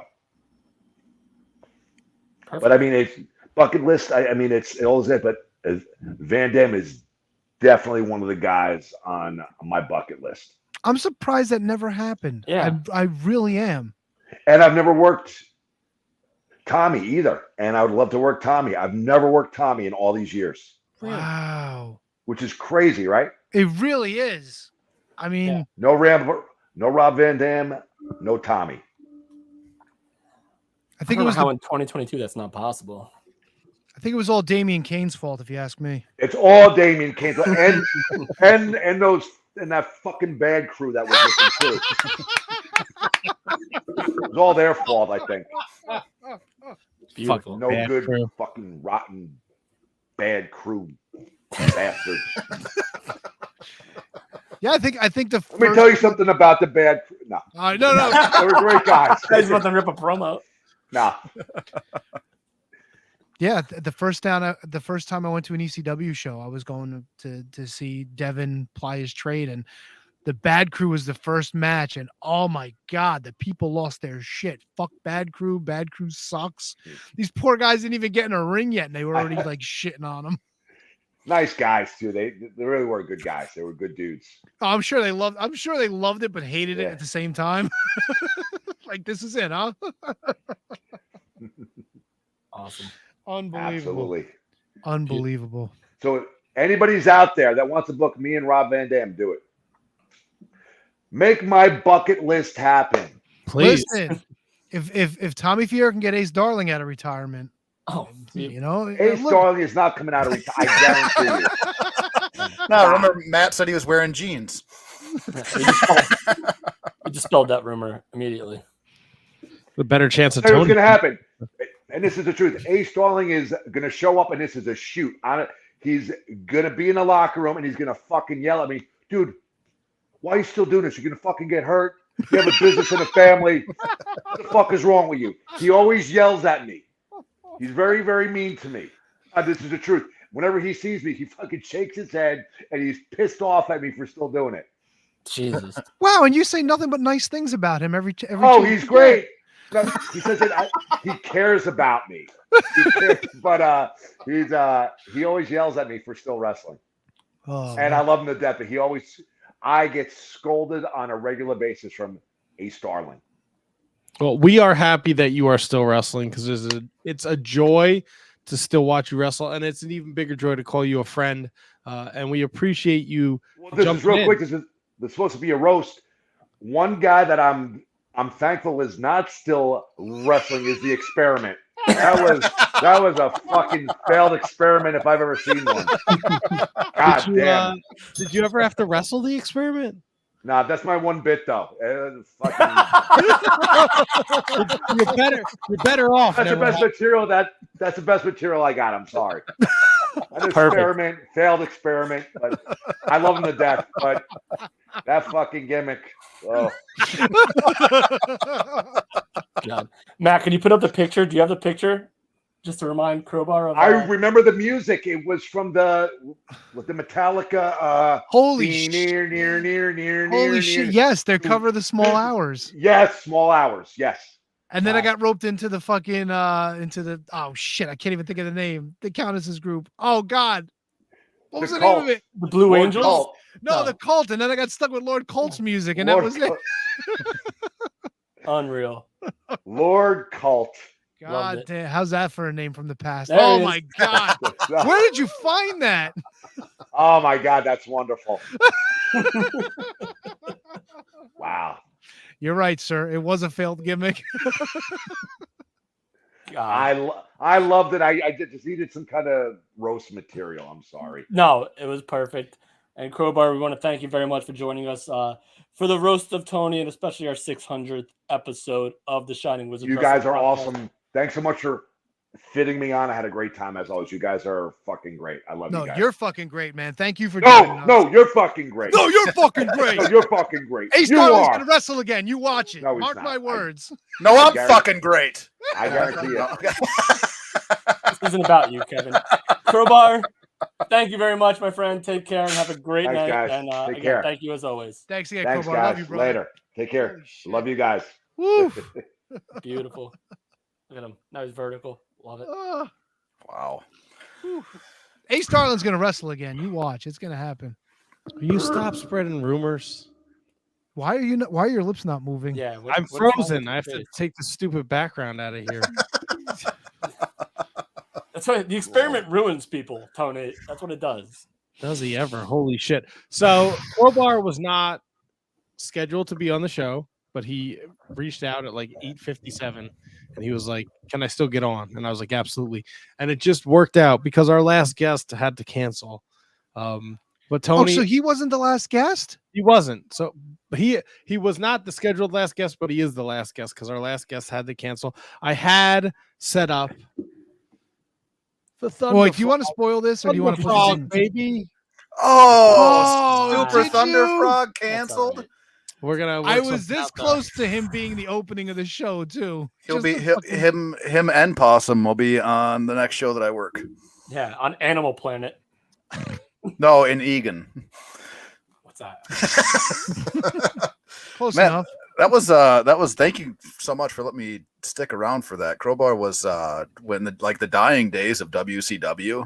That was one of the reasons I kept tuning in because I loved that character. So I was I was a little bit taken back and I didn't want to jump in, but thank you guys so much. It was such a good awesome. character for the time where like not a lot was going right in WCW, but he could have been easily an Attitude Era guy. He could have easily been 2001, 2002 guy. It was just such a literally walking around with a freaking come on, that's like yeah, but it was so jeans funny. and, Like David Flair's like, "Who are you?" He's like, "People call me Crowbar." It's like, all right, he's Crowbar now. And then him and David Flair and Daphne, like three people you would never picture together, and it just worked. It just worked so well. All three of them could. I mean, David Flair stunk, but they yeah, all but he fit in with the group because he just played like a fucking psycho, you know. Even if he was like an aside, and Crowbar and Daphne were the workers, and David Flair was just there. Yep. And even if he had a match here and there, like as a tag match, it would have worked perfectly in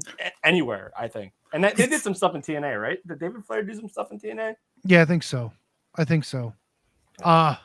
One of the greatest moments that I remember from WrestleMania weekend when we did WrestleCon was just Daphne and Crowbar seeing each other after not having seen each other in a while, and just the two of them, these big smiles with the big hug and everything. I love seeing that. Like I've said it 100 times. I like meeting people, but like watching the boys get together and like catching up on old times, like I'd rather take a picture of that. Yeah. Like I'd rather take a picture of those like people getting back together, haven't seen each other forever. Like I got a picture of Just Incredible with Kevin Nash. I got one with JTG and Winter. Like it's just the coolest shit, you know? Yeah, it's fun. It's fun to people watch sometimes, and that sounds like a little weird, but like you know what I mean. Like it's no, of course. Like to see how they interact with people that they've worked with forever. So I'm telling you, Ace Darling's going to get in the ring. He's going to have one of these moments where he's going to be like a Goldberg. And he's going to be like, I want my kids to see me wrestle just once. And he's so you think Crowbar was kayfabing us? Yeah, of course. He's a carny, bro. he's a carny. He knows. He wants to bring Bernie Lomax in and put him on a fucking pile of sand. You don't think he knows Ace Darling's going to wrestle again? Come on. Genius idea. Absolutely genius idea. No, it really is. I'd put that up. That's fucking high marks for a fucking for a Comic-Con or some shit like that. It'd be like Orange Cassidy. Oh, come on. Now you got to ruin it. How is it like Orange Cassidy? It's not because he. Okay, I was gonna say he'll move at the same speed. Jesus Christ! You can't let me have a moment there. Love this man. Crowbar chiming in. Ace is not going to. We shall see, my friend. We shall see. The autograph wear off. He signed it. Wow. It is interesting though for that time period of WCW, for as much weird and like outrageous stuff that they were doing that kind of drove people away. That was one of the few things that like was weird and different, but kind of grabbed you and kind of, you know what I mean? Like it was interesting. It kind of drew you in, where on the other side, they were doing just strange shit that you didn't want to see. I know what Tony's pulling up. There it is. Crowbar says, I'll bet my testicle. Holy shit, dude. All right, relax. Take a breath. Well, you keep fucking saying it, and then you're calling him a carny, saying he's working you. What do you want him to do? All it needs, you know how it fucking is. Some idiot sees this on Facebook. Oh, Crowbar said you were going to wrestle again. Now he's even born again. That's why he's fucking. Now he's bringing a crowbar into the locker room. Dude, if you're crowbar with it. If you're friends with Ace Darling on Facebook, tell him Crowbar said he can't wait to wrestle you when you make your. Oh, baby. That's heat, brother. No, please don't say. And please, if you do say that, don't tell them you heard it from the Shining Wizards. Well, at least Shining Wizards Kevin, but not Tony or Matt. No, that Kevin. Yeah, fake Eddie. Tell him fake Eddie said so. Wow. Oh, baby. Sorry, Crowbar. I hope your social media doesn't blow up tonight, buddy. Oh, we're gonna make it. We're gonna trend. We're gonna get Crowbar trending and Ace Darling trending. Oh my God. Those vignettes he did a while back, those were insane good too. That Crowbar did the timeless, yeah. With the Oh, it was great. So good. His Titantron for a lot of shows was that. It was so like no one knew who it was because it was so like classy at first, and then it went to like. And dude, he's having so much fun. Like the dude Percival, I think I remember the story right. It was a guy that like would come in for therapy, and he trained him, and he became a wrestler. I'm sorry, Tony. Timeless. Yeah, Timeless. Yeah. And his wife is like their manager. Dude, it's just he's having a blast. You could tell every time he goes out there. Good for him. And he was good for him. And he was totally honest about what his expectations are and what he's doing. So that rules. Yeah. So I feel like, dude, he did ROH, he did AEW like in the last couple of years. So, bro, like he's got no worries in the world as far as I'm concerned. No, and he came in at like almost like a perfect time because the athleticism was starting to become as important as the psychology. Right. You know what I mean? Like the perfect time. Now, I mean, now obviously I think the athleticism is here in psychology, unfortunately, plays kind of a back burner. But what he can add to a show, being, you know what I mean, being in that perfect time is Right. It blows me away. And I feel like he should have been a made guy way before that he was. I'm glad that he found it with Crowbar, but as Devin Storm Yes. in ECW and then the Extreme, like, no disrespect to Ace Darling, but like Devin Storm was like the guy, like he was the guy that you would pick of the two, right? Yeah. I don't know. And again, Ace Darling was a great, as a team, they should have listen, if High Voltage could have had TV matches every single week, then there's no reason why the Extreme, even though they did for a little bit, shouldn't have had matches every week and should have been pushed. They had back-to-back tag matches on Nitro against Hall and Nash. Yeah. Like back-to-back weeks. And they got, wasn't it supposed to be like the Steiner brothers one match and then like I forget, they got squashed. It was a main event. Yeah, and Hall and Nash liked working with him so much. He said, "You want to come back next week?" And that's what happened. Oh, and they wound up working him again. Yeah. And was he in the inaugural cruiserweight tournament for Yes. or the light heavyweight title? The light heavyweight, That's yes, what- he yep, was. Yeah, Both of them were, I think. No, Ace wasn't. No, I think maybe not in the tournament, but he was definitely working. Ace and Devin worked a match the week before, and unfortunately, Each like other. I remember him, like, he's like, Ace and I are going to be on Raw, and when I watched it, he was like, "Yeah, they cut us short. The match was like 30 seconds." I mean, look, Devin went over, so yay, huzzah! But he was bummed. He was like, I wish we had a little more time. Like, yeah, me too, man. It's all good. Listen, that whole cruiserweight division and the light heavyweight division was a debacle anyway. What, you didn't like Taka against Brian Christopher for 7 pay-per-views? You guys think Brock Lesnar and Roman Reigns gets played to death? You didn't know Brian Christopher and Taka Michinoku. Tony, I remember it very well. Here we go. Crowbar chiming in. Bret Hart's Enema promo went too long. Yeah. Oh, we both hit that at the same time. That's all right. It is. It's a great promo. We're gonna put it right here in Pittsburgh. That's where they are tonight at Raw. Actually, I wonder if he's smarter than us. Kate reached out. She said, "No Tombstone Jesus." No, I didn't even bother reaching out to him. Why do you hate Tombstone Jesus so much? I need to know. I don't hate Tombstone Jesus. I hate his son. Kayla Sparks sold me, but that makes sense because she was on Raw tonight in a 6-woman tag match. Oh, nice. Good for her. And a friend of the show, Jazzy. I don't know if you guys saw this. She is one of the first participants in the women's IWGP tournament. Yes, I did see that. Good for her. Good for her.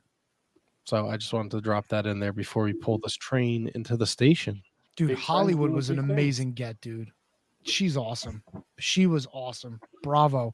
Bravo to everyone tonight. This was so much fun. Yeah. And I've got nothing else to add.